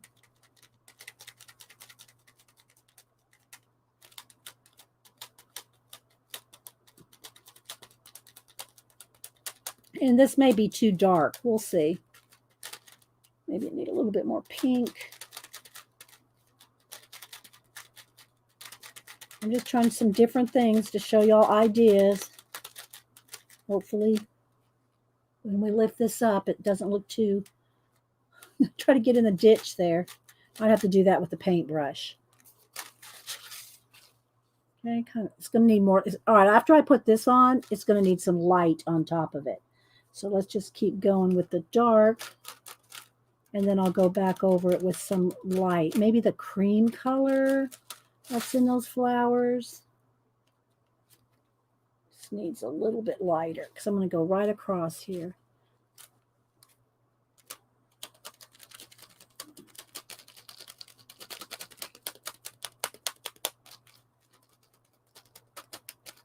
Very little paint, though, is in my sponge.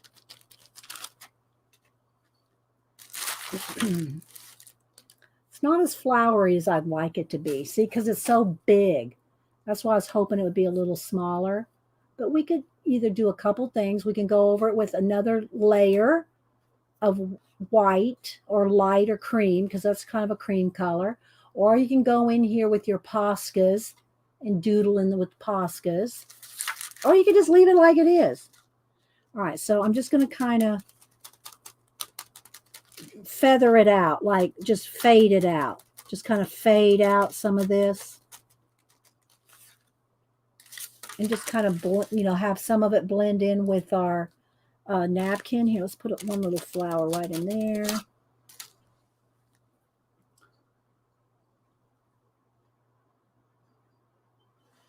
Thanks, Nanamo. All right, let's continue on up here. Very little paint so it doesn't creep under. And also when you have very little paint, it's easy to feather out, fade it out. The edges fade out. I don't know if y'all can see that, but let's pick a section right there. I'm not trying to match the pattern.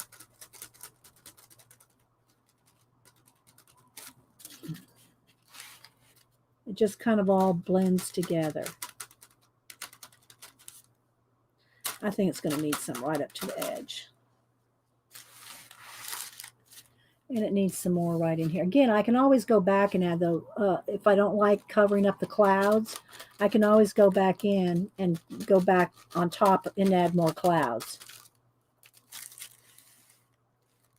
It needs a nice, right there. Something like that. Okay, needs a little more right in there. I'm just moving the stencil around and just kind of plopping it down wherever it looks like it needs to be, having that go across like that. Closing prayer for Hank with who now has 2 strokes. Partner Kim cannot go see him because she has COVID too. Oh, Rachel, I don't know who that is. Who's Hank? Okay, for sure. Thank you, stars. Okay, I'm not sure. Is that one of your relatives, Rachel?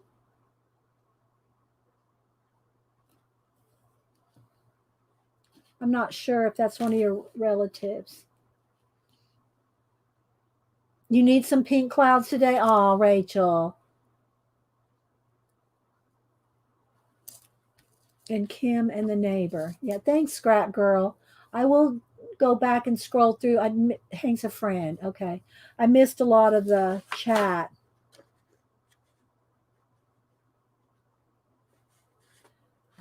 Hang on, let me look at something real quick.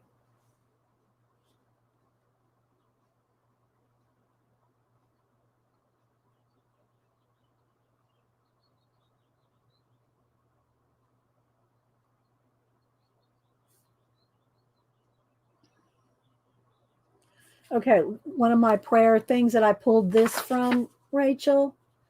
This one says, peace is yours, praying you feel his presence close today. And then it gives you the verse where Jesus said, peace be still, and the wind ceased, and there was a great calm. So praying for your peace and calm and for all the family as well, Rachel. Yeah. Okay, let me keep going here, guys. And for those of y'all that are prayers in your reading chat, then make sure you keep all them in your prayers. Okay, let's see. Let's dry this. You're welcome, Rachel. I'm going to dry the back too.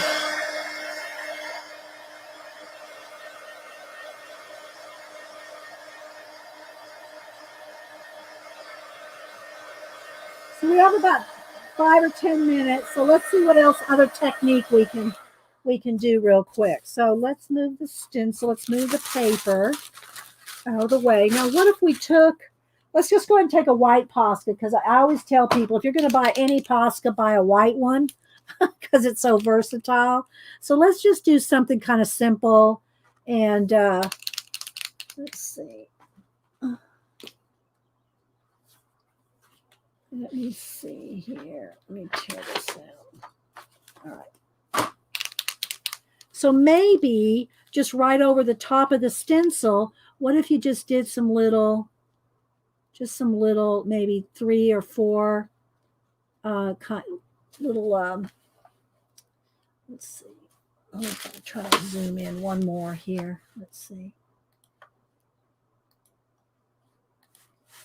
Just some little, like maybe some just little, they don't have to be, just maybe some little, like, what do you call it? Baby's breath kind of thing.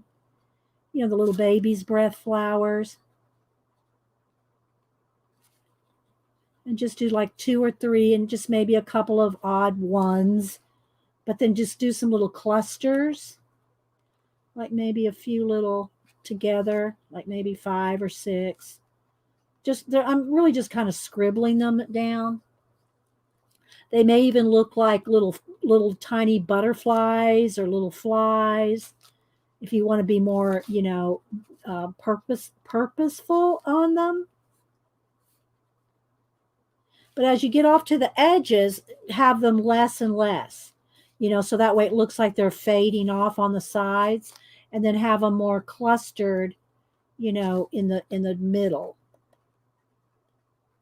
Of course, you don't have to do it that way. I'm just telling y'all what I'm doing, so you can kind of direct it wherever you want.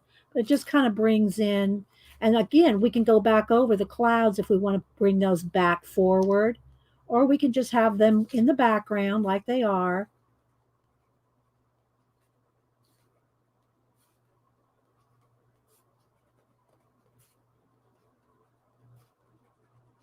Something like this. Just gives it a little something, Okay,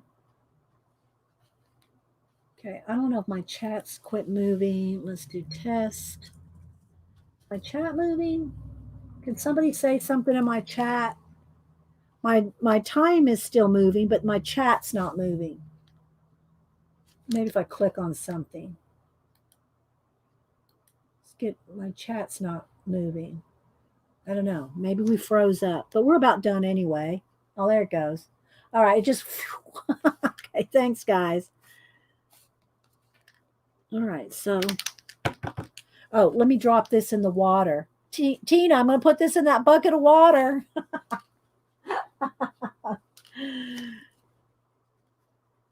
All right, so can keep going across here. Just like maybe, they're like three little things together. Doesn't have to like be something, but just kind of as I go off on the edges, maybe just lighter and lighter. What do y'all think? How's that look? I mean, it takes a minute, of course, but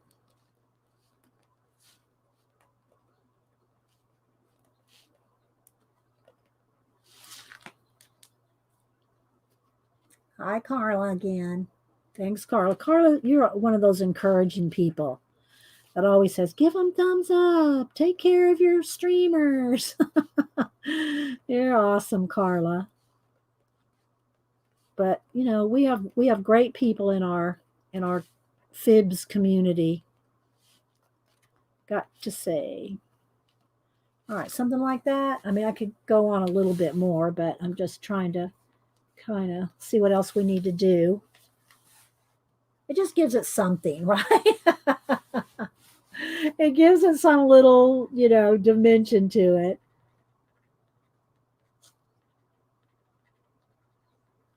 So I hope all y'all are having a good week. I think we're supposed to get some rain tomorrow, which will be nice for the garden. And I hope y'all are doing something creative. I hope some of these ideas helped y'all to, not be afraid to try things. And, if it messes up, if you have to paint over the whole thing or start over, then trust me, you'll learn from what doesn't work as much as you will at what does. So don't be afraid to, make it the mistake that you think has just ruined your page or whatever. If you have to start over, then you have to start over. That's okay.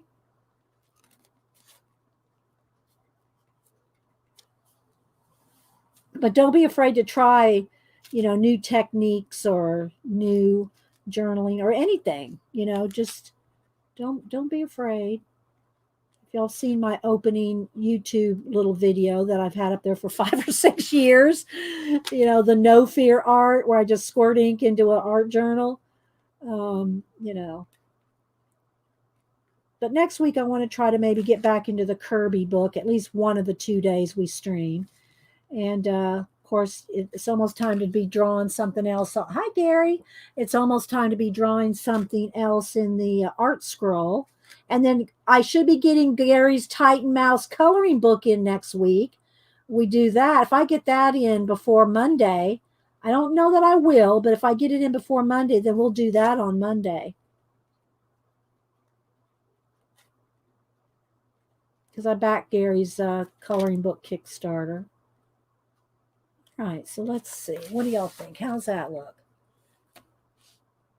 And then again, you could take like what I just read for Rachel. Where's a pair of scissors? Where's my scissors? Let's see. Let's cut this down. I mean, even if you just cut a little quote or a little something out of it. Let's cut this down. And you can put this anywhere. So see, you can do something like that. You can edge this. We could put a little, let me get a little pink on my finger. We could put a little pink edge on this or a little combination of pink and you can use your inks. I have pink ink too, but I'm just using the pink paint because it's sitting here. Let's put a little edge around there. You can, if you're doing a distress type page where it's vintage looking, you could put a vintage color around this. Just going to go around the edge here.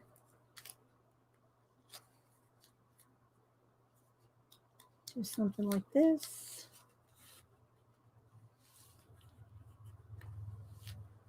Just to give y'all an idea. Well, I think it needs to be right in there, I think. Oh, come back here. So y'all get the idea.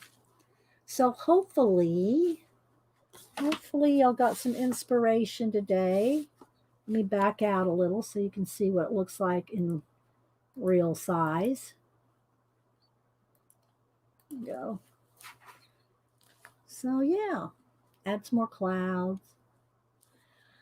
So I hope y'all enjoyed it. Thank you, Tina. I hope y'all enjoyed today and got some more ideas. So Patty Lang, did you hear me, Patty Lang? Thanks for shouting me out over on your channel. Don't forget, guys, to go peruse thecoloringlamp.com and on IG. And let's see, anything else going on? Oh, you're welcome, Devin. Aw. Oh, Rachel. I just adopted the badge. Well, here, take it. Take a screenshot. You want to take a screenshot? Let me hold it real still here. If you want to take a screenshot. Wait, this is crooked. Let's get that straight. I think that's straight. I don't know. All right, there you go, Rachel. You can take a screenshot and you can trim it down yourself. Okay? All right, guys. Well, I hope y'all had a great day and hope you have a great hump day Wednesday. And yeah. All right. Thanks, Gary. Make sure y'all follow Gary Shipman too. All right. Y'all have a blessed day, guys. And take care of each other out there. All right. Bye.